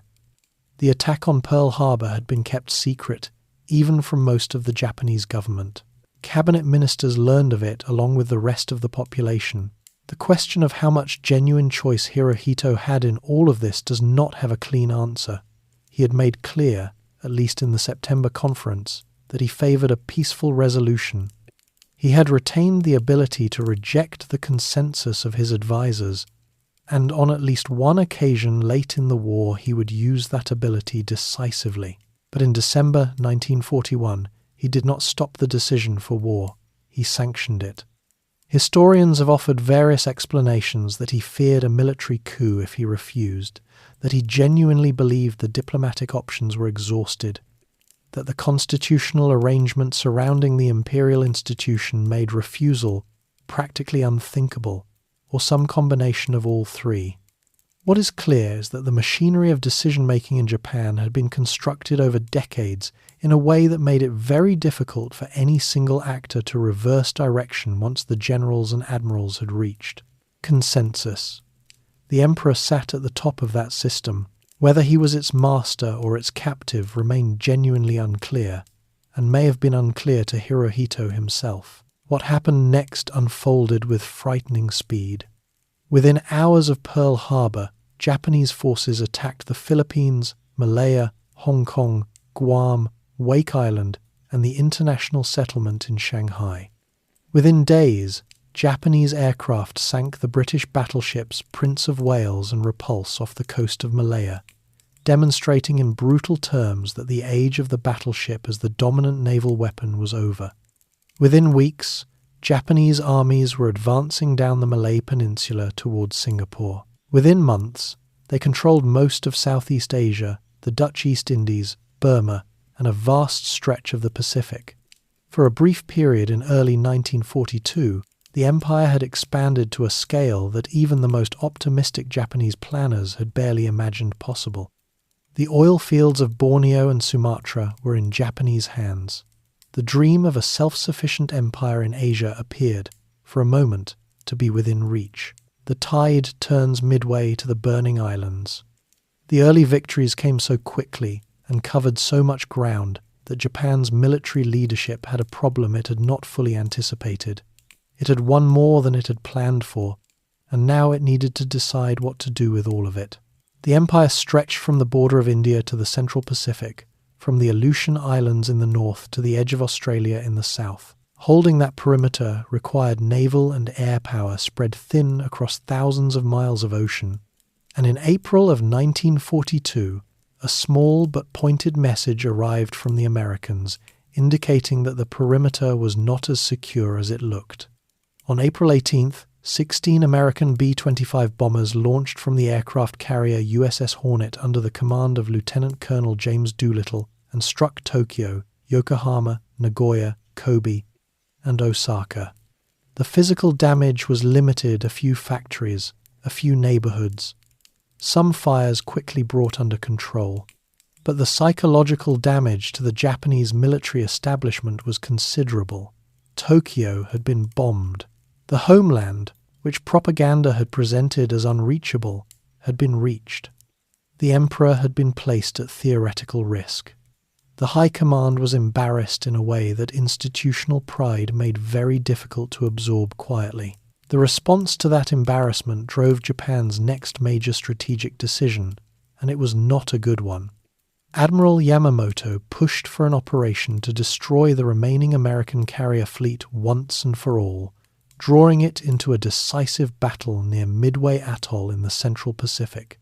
The plan was complex, involving multiple task forces operating across a wide area, and it depended on the Americans not knowing it was coming. The Americans knew it was coming. Naval cryptanalysts at Pearl Harbor had been breaking Japanese naval codes for months, and by late May 1942 they had a detailed enough picture of Yamamoto's intentions to set a trap. The Battle of Midway took place over 4 days in early June 1942. Japan lost 4 fleet carriers, Akagi, Kaga, Soryu, and Hiryu, along with their experienced air crews, in exchange for 1 American carrier. The 4 carriers lost at Midway had been part of the strike force that attacked Pearl Harbor 6 months earlier. They represented the core of Japan's offensive naval air power and years of trained aviators who could not be quickly replaced. Yamamoto returned to Japan and reported the defeat to imperial headquarters. The public was told nothing. The official Japanese news reported a great victory at Midway. The sailors who survived were quietly quarantined to prevent the truth from spreading. Hirohito was informed of the actual result. His reaction, according to accounts from those present, was relatively controlled. He asked questions about what had gone wrong, listened to the answers, and did not express the kind of anger that might have been expected. Whether this reflected genuine composure or the trained emotional restraint of a man who had spent his entire life performing calm, it was noted by those around him as characteristic. He did not, however, change the strategic direction. The war continued. What followed Midway was a long, grinding process of attrition across a series of island battlegrounds that the American military was using to close the distance between the Pacific and the Japanese home islands. Guadalcanal, in the Solomon Islands, became the first test. American Marines landed there in August 1942 to seize an airfield the Japanese were building, and what followed was 6 months of some of the most brutal fighting of the Pacific War in jungle terrain, in tropical disease, in night naval battles in the surrounding waters, and in a sustained air campaign over the island that burned through pilots on both sides at a pace neither navy had budgeted for. Japan evacuated its remaining forces from Guadalcanal in February 1943. It was framed domestically as a strategic withdrawal. It was a defeat. The pattern repeated itself across the Central and Southwest Pacific. American industrial capacity, which Yamamoto had feared and which was now fully mobilized, was producing ships, aircraft, and trained crews at a rate Japan could not match. Each island battle cost Japan more than it could afford to spend. At Tarawa in November 1943, a small atoll in the Gilbert Islands, Japanese defenders fought to near total annihilation against American Marines over 76 hours. At Kwajalein and Eniwetok in early 1944, the Marshall Islands fell.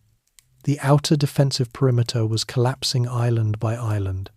In April 1943, American intelligence intercepted a detailed flight itinerary for Admiral Yamamoto, who was conducting an inspection tour of bases in the Northern Solomons.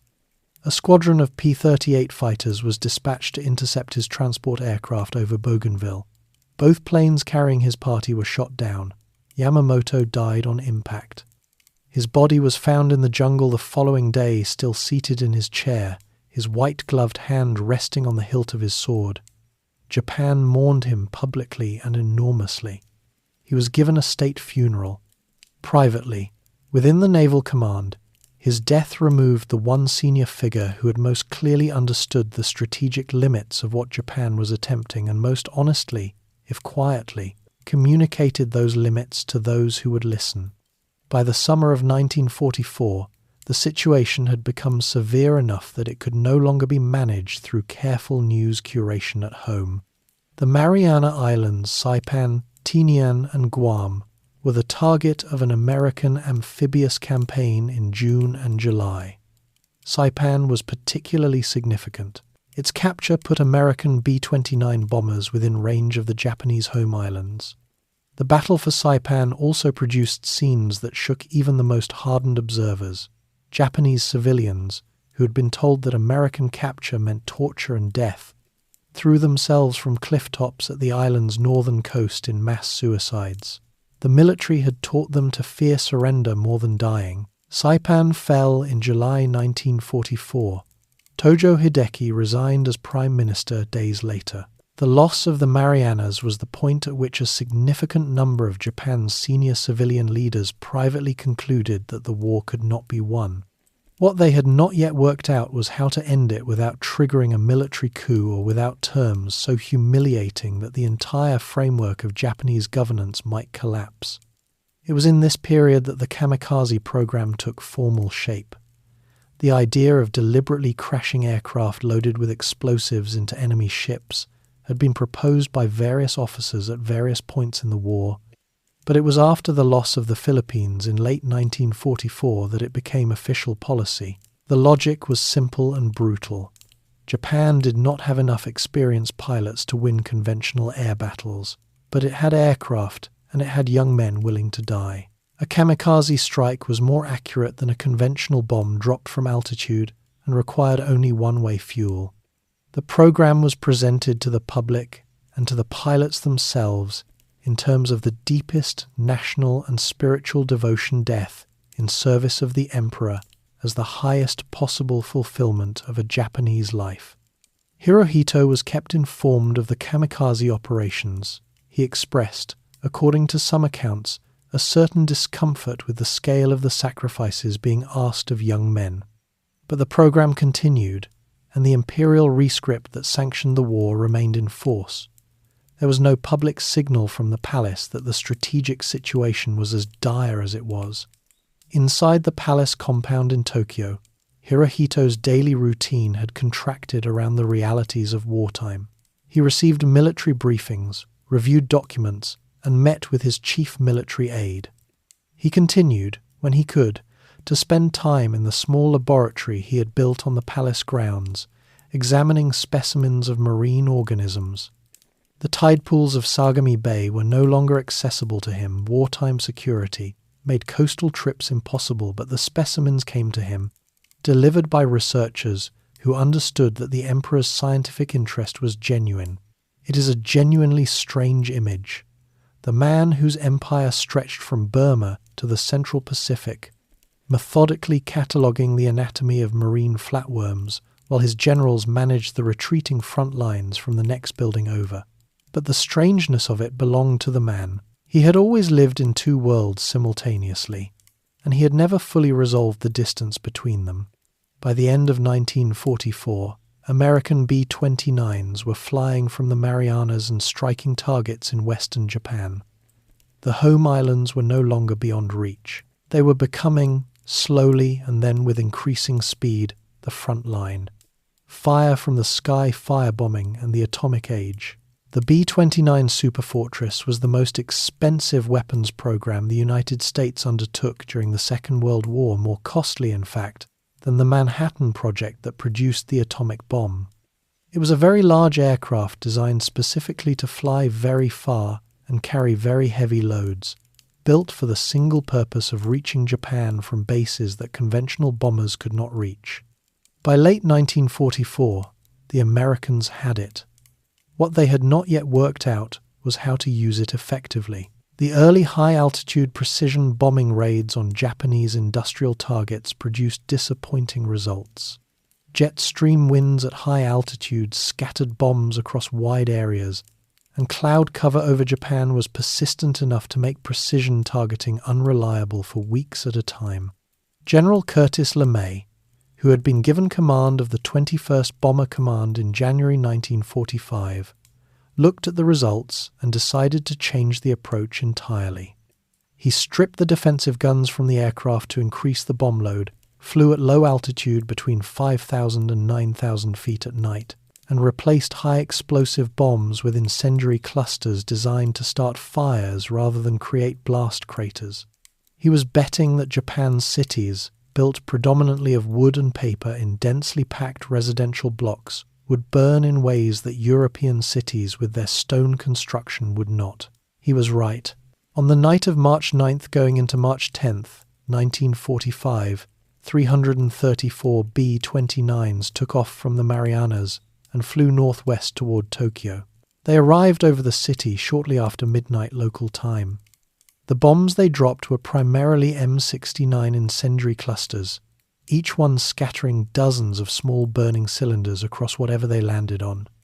The wind that night was strong, a condition LeMay had noted when planning the raid.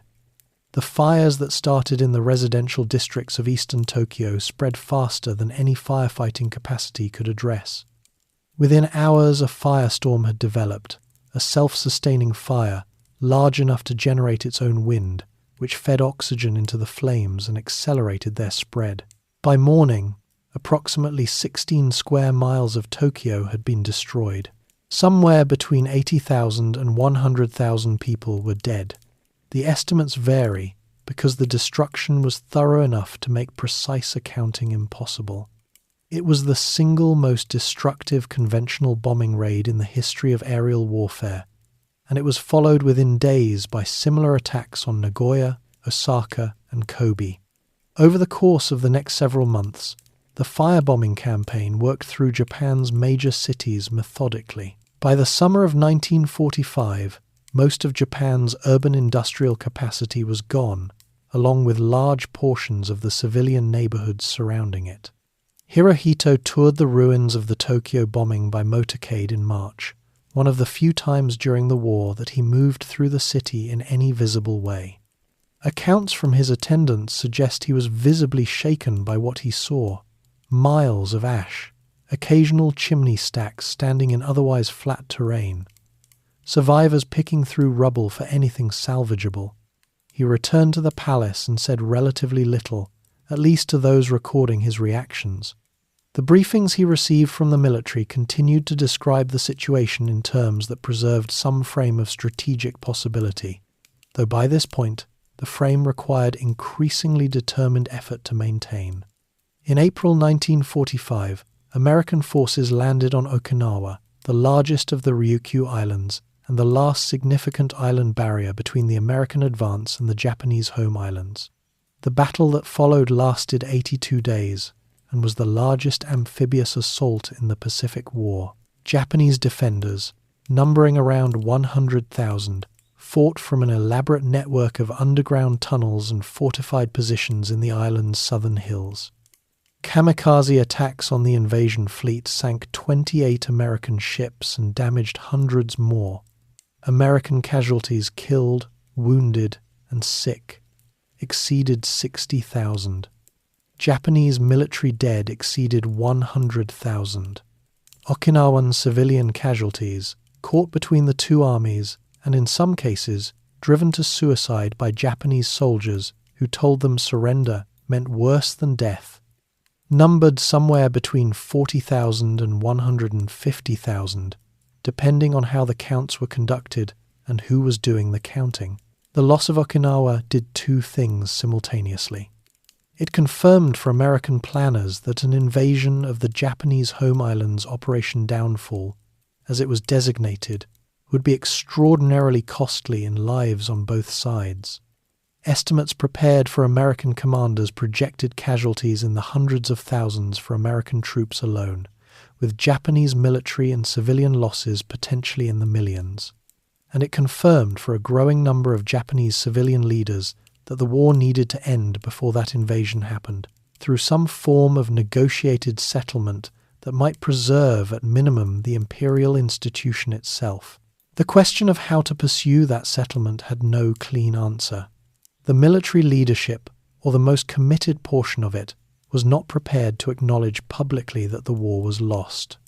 Any peace approach would need to come through a back channel, and the only credible intermediary Japan had that might reach the Americans was the Soviet Union, with whom Japan still maintained a nominal neutrality pact. Japanese diplomats made approaches to Moscow through the spring and early summer of 1945, asking the Soviets to facilitate negotiations. Stalin listened and said nothing useful. He was by that point already planning to enter the Pacific War, having agreed at the Yalta Conference with Roosevelt and Churchill to do so within 3 months of Germany's defeat. Germany surrendered in May. The clock was running. The atomic bomb was the product of 3 years of work by an enormous scientific and industrial program distributed across facilities in Los Alamos, Oak Ridge, Hanford, and dozens of supporting sites.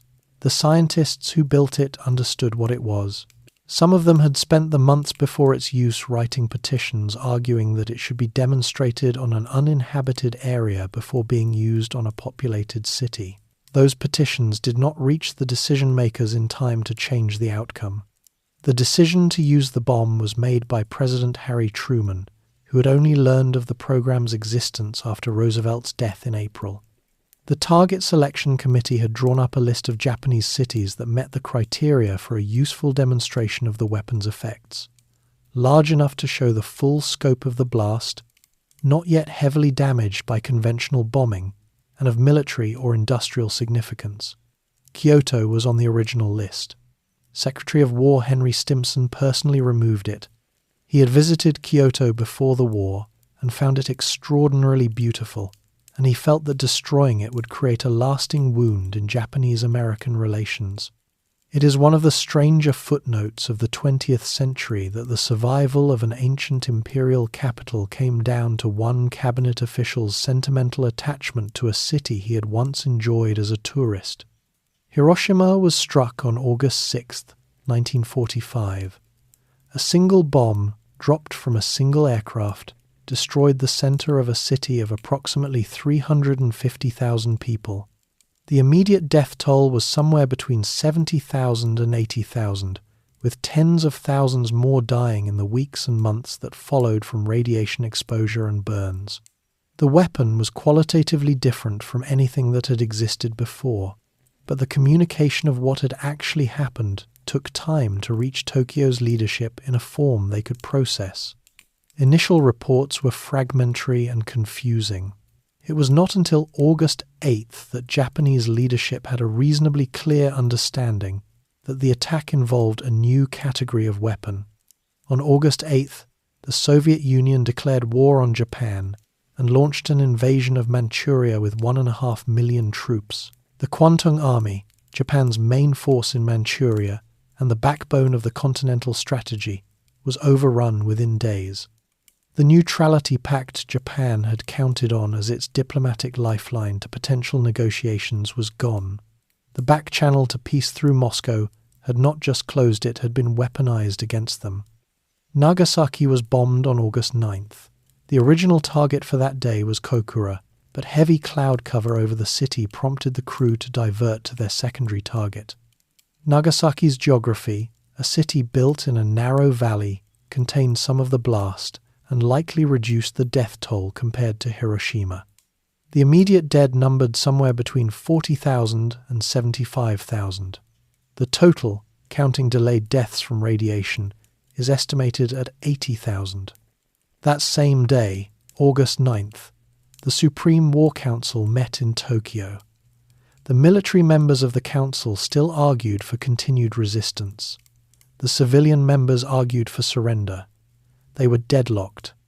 That evening, Prime Minister Suzuki Kantaro requested an imperial conference, an extraordinary session where the emperor would be asked to break the tie. It was the moment the institutional machinery of Japan had been designed, for generations, never to reach. The voice on the radio Japan's surrender. The imperial conference convened just after 11 o'clock at night on August 9th, 1945. In an underground air raid shelter beneath the Imperial Palace's Gobunko Library Annex. The room was small and warm, dug from the earth beneath the palace grounds, and the senior members of Japan's government and military sat along 2 rows of tables facing each other, while Hirohito took his place on a slightly raised chair at the front. It was not a room designed for the making of history. It smelled of damp concrete and cigarette smoke, and the ventilation was poor. The argument that had deadlocked the Supreme War Council through the daylight hours was rehearsed again for the emperor's benefit. War Minister Anami Korechika led the case for continued resistance. Japan still had armies in the field, he argued. The home islands could be defended. An invasion would cost the Americans so heavily in blood that they would negotiate terms more favorable than unconditional surrender. The military was prepared to fight on every beach and in every mountain pass. If Japan surrendered now, without a final battle on home soil, the national spirit would be broken in a way it might never recover from. Foreign Minister Togo Shigenori argued the other side with equal force. The atomic bombs had changed the nature of the calculation entirely. The Soviet entry into the war had removed the last possible diplomatic avenue. The Army's promises about defending the home islands were disconnected from the actual state of Japan's resources, its fuel, its food supply, and the condition of its civilian population. Accepting the Potsdam Declaration, the Allied ultimatum issued in late July demanding unconditional surrender, was the only path that left Japan with any future to speak of. Prime Minister Suzuki, who had requested the Imperial Conference precisely because the Council could not break its own deadlock, turned to the Emperor and asked him to make the decision. This was constitutionally unusual to the point of being without precedent in the modern era. The imperial institution had been designed around consensus. The Emperor sanctioned decisions that had already been reached by the proper organs of government. He was not supposed to originate policy or override his advisors directly. Asking him to break a tie was asking the institution to do something it had spent decades carefully avoiding. But the tie was real, the situation was acute, and no other mechanism was functioning. Hirohito spoke for roughly 5 minutes. Those present described him as visibly emotional, his voice unsteady, his glasses occasionally removed so he could wipe his eyes. He said that continuing the war was impossible. He said that the people had already suffered enormously. He said that he could not bear to watch his subjects die in further millions in a defense of the home islands that the military's own honest assessment suggested could not succeed. He had considered, he said, what his grandfather Meiji would have done in similar circumstances, and he believed Meiji would have made the same choice. Japan must accept the Potsdam terms, with one condition, that the position of the emperor under the national polity be preserved. The meeting broke shortly after 2 a.m. on August 10th. The formal diplomatic notification was sent to the Allied powers through neutral channels in Switzerland and Sweden, carrying Japan's acceptance with that single reservation about the imperial institution. The American response came back 2 days later in the form of a note drafted by Secretary of State James Burns. It was carefully worded to the point of being genuinely ambiguous. The authority of the emperor and the Japanese government to rule would be subject to the supreme commander of the Allied powers, and the ultimate form of government in Japan would be established by the freely expressed will of the Japanese people. It was not a guarantee that the emperor would be kept. It was not a statement that he would be removed. It was a document designed to be read different ways by people who needed to read it different ways, which is sometimes exactly what diplomacy requires. Within Japan, the decision to accept was not universally embraced, to put it with considerable understatement. Several senior military officers refused to acknowledge that any surrender was possible or legitimate. On the evening of August 14th, as Hirohito was recording the imperial rescript announcing the end of the war, a rescript that had been drafted through a long and contested process involving multiple revisions and deep disagreements about how to characterize defeat, a group of army officers led by Major Kenji Hatanaka staged an attempted coup at the imperial palace. Hatanaka and his co-conspirators killed Lieutenant General Takeshi Mori, the commander of the Imperial Guards Division, when he refused to cooperate with the coup plan. Using forged orders, they occupied portions of the palace and searched for the recording of the imperial rescript, which they intended to destroy. The recording had been made earlier in the evening in the palace's broadcasting room, 2 separate discs, recorded as a precaution, and the chamberlains who handled them had hidden both sets before the coup began.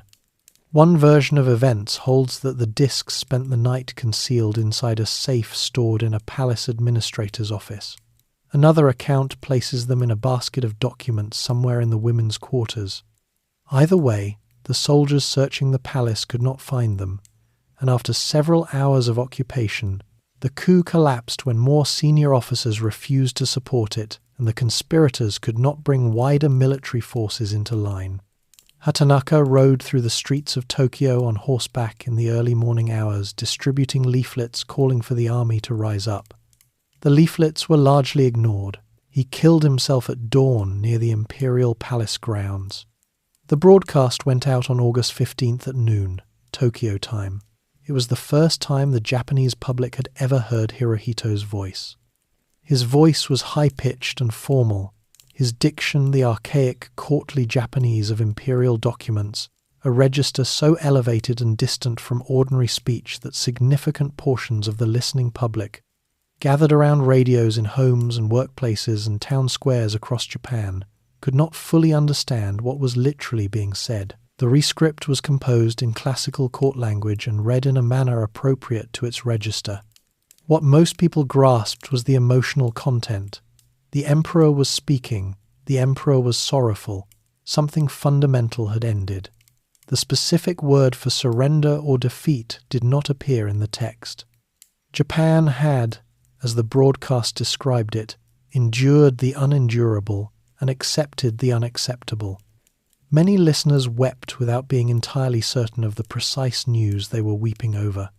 The formal wording was, to be fair, not entirely opaque phrases about the war situation developing not necessarily to Japan's advantage, had a fairly clear meaning if you were paying attention. But the gap between the register of the broadcast and the register of ordinary speech was real enough that confusion spread alongside the grief in the hours that followed. It is one of the more unusual facts of the surrender that the mechanism chosen to announce it, the emperor's own voice, elevated and ceremonial, was simultaneously the most powerful possible signal and, for a meaningful portion of its audience, linguistically difficult to pass with full precision. Across the country, reactions ranged widely. Some wept openly in the streets. Some sat in silence, unable to process what they had heard. Military officers in various postings, unwilling to accept the surrender, took their own lives.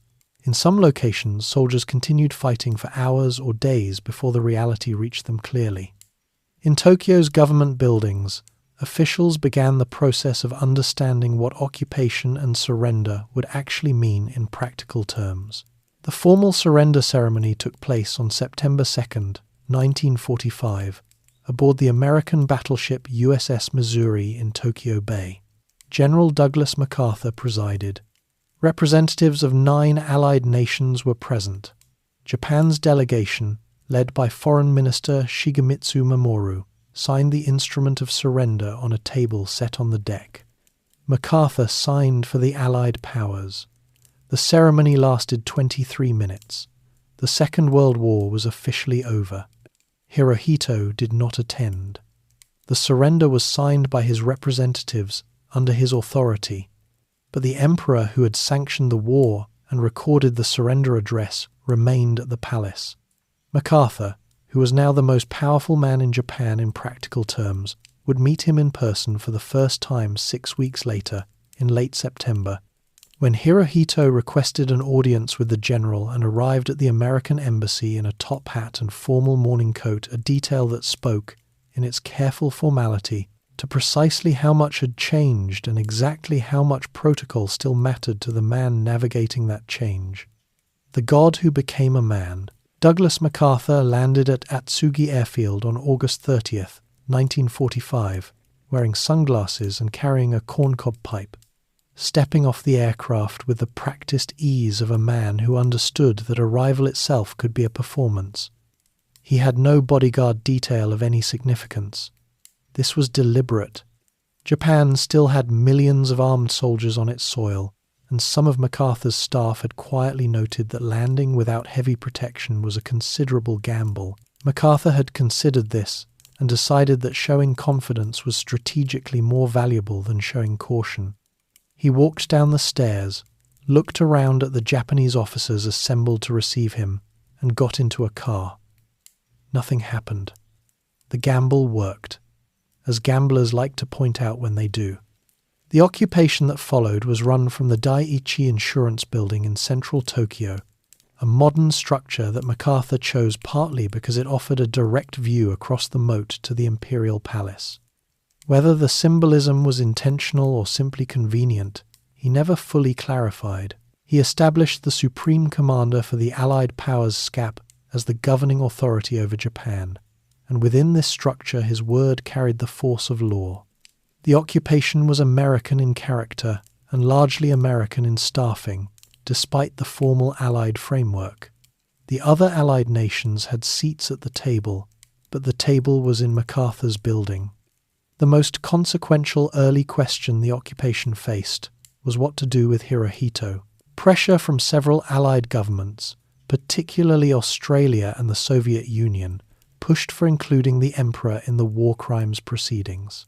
The International Military Tribunal for the Far East, the Tokyo equivalent of the Nuremberg trials, began its work in 1946 and would eventually try 28 senior Japanese military and civilian leaders. 7 of them, including former Prime Minister Tojo Hideki, were sentenced to death and hanged in December 1948. Many others received lengthy prison sentences. The tribunal documented in exhaustive detail the decisions and actions that had led Japan into war and the atrocities committed under its military's authority across Asia. Hirohito's name appeared throughout the evidence.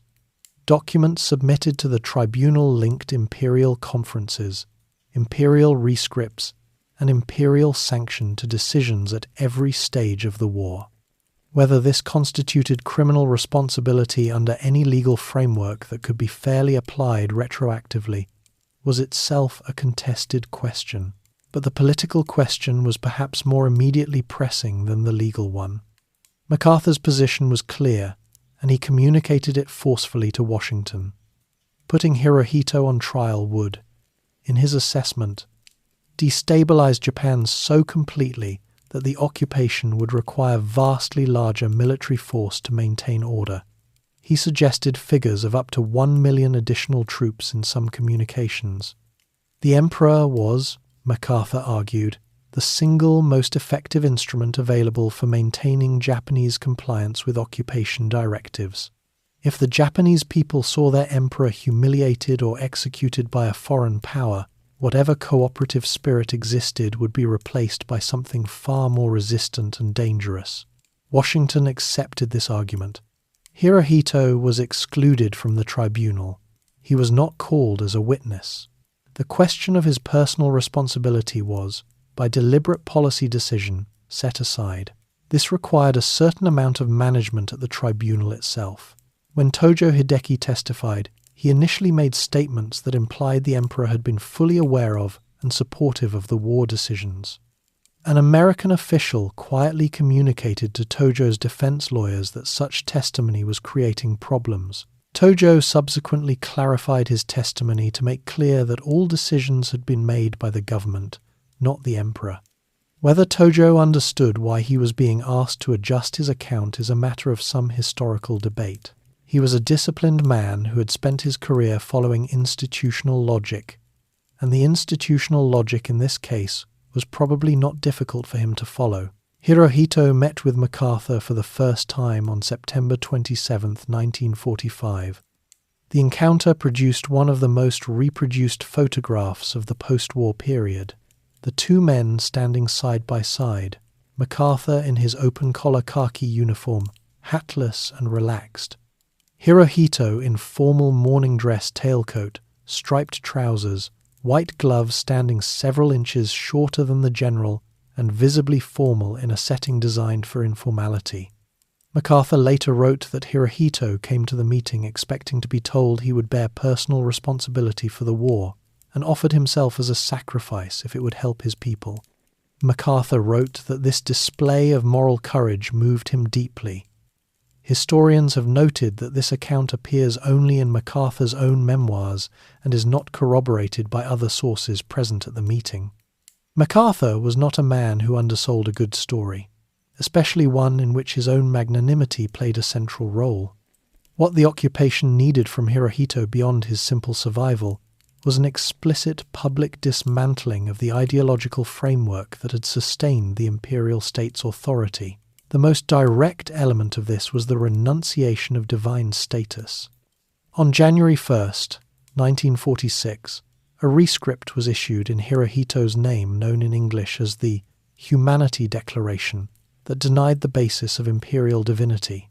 The relevant passage stated that the ties between emperor and people do not rest on the false conception that the emperor is divine and that the Japanese people are superior to other races.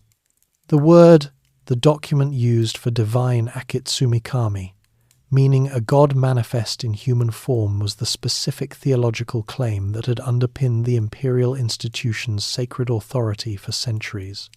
The rescript was drafted with considerable American input, though negotiated carefully with Japanese palace officials over the precise wording. The reaction among the Japanese public was, by most accounts, muted and complicated. Many people had known, at some level, that the emperor was a human being. The question had simply never been asked in official terms. Some felt relief, some felt grief, as though something had been taken from them. Some felt very little, because they were preoccupied with finding enough to eat. Japan's cities were largely destroyed. Its industry was in ruins. The supply networks that had kept urban populations fed during the war were gone, and the winter of 1945 to 46 was genuinely hungry for millions of people. The theological status of the emperor was not the most urgent thing on most minds on January 1st. The new constitution came next. MacArthur's staff drafted it in February 1946, over approximately 10 days, after the Japanese government's own draft was judged insufficiently democratic. A small group of Americans, most of them lawyers with varying degrees of familiarity with Japan, worked through their assignment with the compressed focus that deadlines tend to produce. The resulting document was translated into Japanese and presented to the Japanese government as the basis for negotiation. The Showa Constitution, as it came to be known, came into effect in May 1947. It reduced the emperor to a symbol of the state and of the unity of the people, with no governmental powers. It renounced war as a sovereign right. It established fundamental civil rights for all Japanese citizens, including women's suffrage. It was, by most democratic standards, a remarkably progressive document for its time, and it had been produced at a pace that most constitutional drafting processes would find ambitious. Hirohito accepted the new framework without visible resistance. He had, in the months following the surrender, been travelling to prefectures across Japan in a series of carefully managed public appearances visiting factories, schools, hospitals, and civic gatherings in a way that was entirely new to him. The pre-war emperor had been remote, accessible only through ritual and ceremony. The post-war emperor shook hands, asked questions about local industries, and was photographed among ordinary people. He was visibly awkward at it. He had no training in the casual warmth that such appearances required, and his instinct toward formal distance was strong. But he did it, repeatedly and consistently, and over time the visual record of an emperor walking through crowd became part of how post-war Japan rebuilt its relationship with the institution.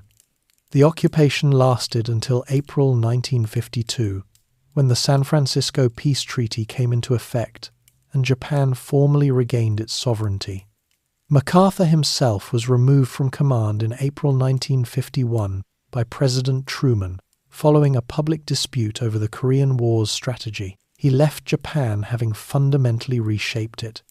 Whether that reshaping was as benevolent as its architects presented it, or, as it was later remembered, was a question that post-war Japan's political culture would revisit across the following decades. Hirohito remained emperor through all of it: occupation, reconstruction, constitutional transformation, and the gradual return of sovereignty. He had entered the war as a god and exited it as a symbol. What sat between those two definitions, in terms of personal responsibility and moral reckoning, was a space that Japan's post-war political settlement had chosen, quite deliberately, not to examine too closely. The marine biologist on the throne a long reign ends. In the years after the occupation ended, Hirohito settled into a life that was, by the standards of what he had lived through, remarkably quiet. Japan had its sovereignty back, its constitution in place, and its economy beginning to stir with the kind of energy that comes from a society that has lost everything and decided, collectively, to rebuild. Hirohito was 51 years old in 1952. He would live for another 37 years. His daily routine at the imperial palace had a shape that rarely varied. Mornings began early, with briefings from chamberlains on official correspondence and the day's schedule. He received visiting dignitaries, signed state documents, attended ceremonial functions across the calendar year, and fulfilled the symbolic obligations of the constitutional monarchy as they had been laid out in the new framework. He was dutiful about it. He had spent his entire life in structured obligation, and the post-war version, while stripped of its sacred dimension, followed rhythms familiar enough to be manageable. What occupied him with genuine enthusiasm was the laboratory.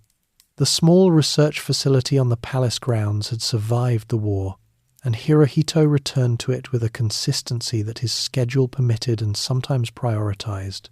His primary focus was marine biology, particularly the taxonomy of hydrozoans, a class of small aquatic organisms that includes jellyfish, relatives, and colonial creatures that form branching structures along the ocean floor. He was not a casual enthusiast. He read the current scientific literature, conducted original research on specimens collected for him from the waters around Japan, and published his findings in peer-reviewed scientific journals under his own name.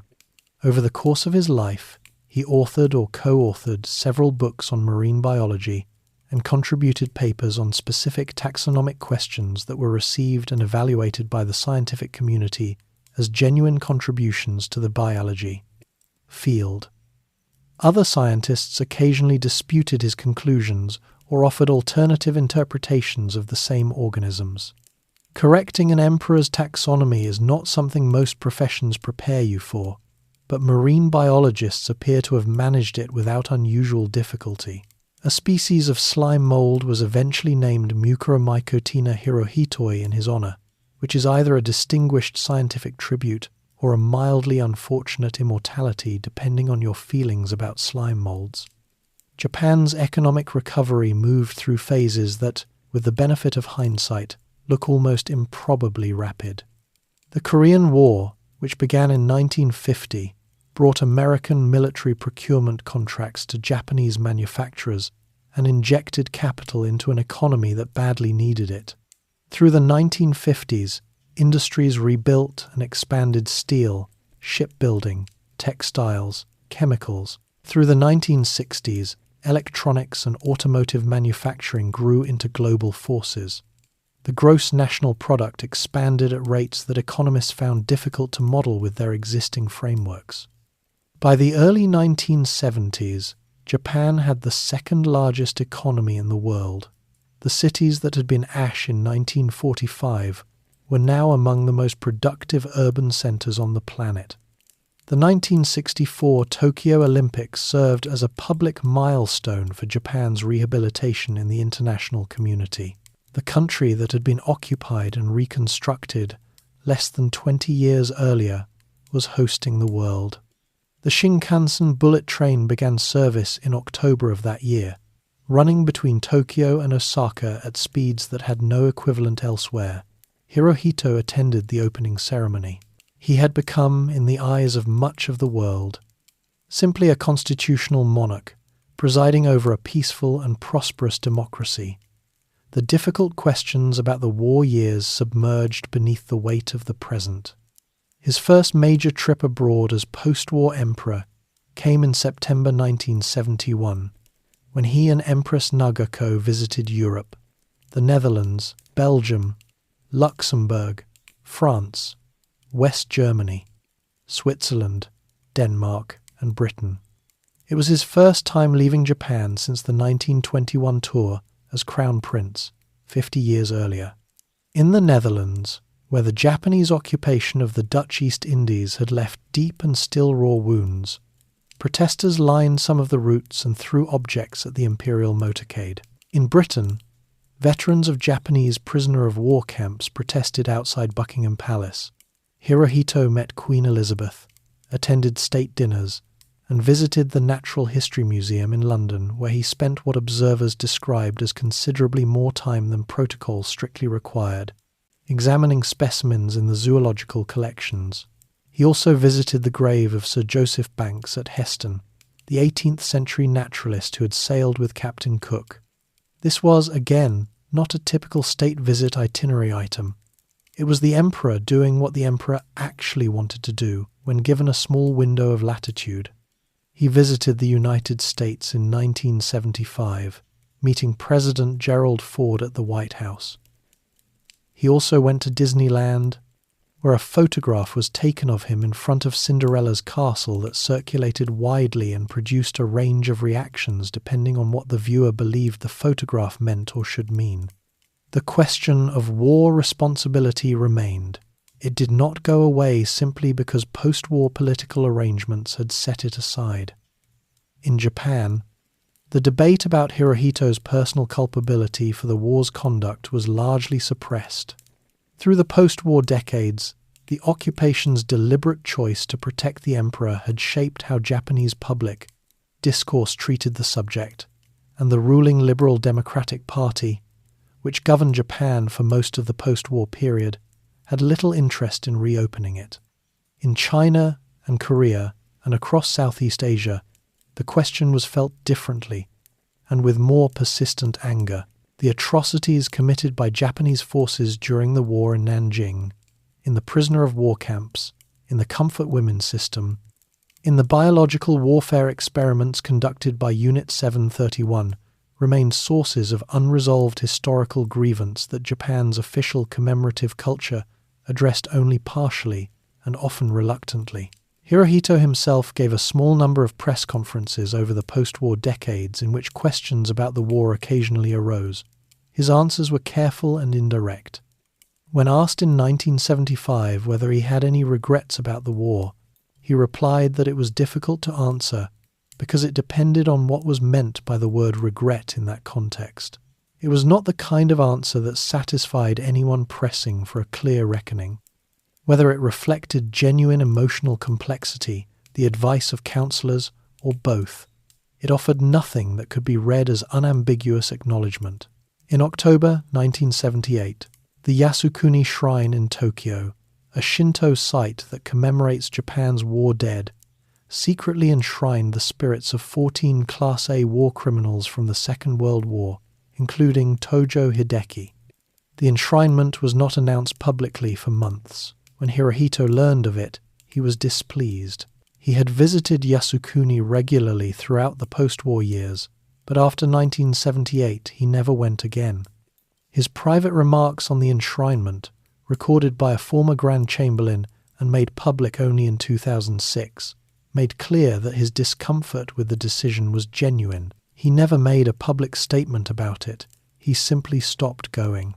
In September 1987, Hirohito underwent surgery for what was officially described as a digestive condition. The diagnosis, intestinal cancer, was not disclosed to the public for some time, consistent with a long-standing Japanese cultural practice around terminal diagnoses. Through 1988, the imperial household released daily health bulletins tracking blood pressure and temperature readings, with a precision that seemed to be filling the space where more direct information was absent. The country settled into a long, collective waiting. Public celebrations were muted. Festivals were scaled back out of respect. He died on January 7th, 1989, at the age of 87. His reign had lasted 62 years, the longest in Japanese imperial history, and one of the longest of any monarch anywhere in the modern era. The era name Showa Radiant Harmony ended with him. His son Akihito ascended the throne. The new era was named Heisei Achieving Peace.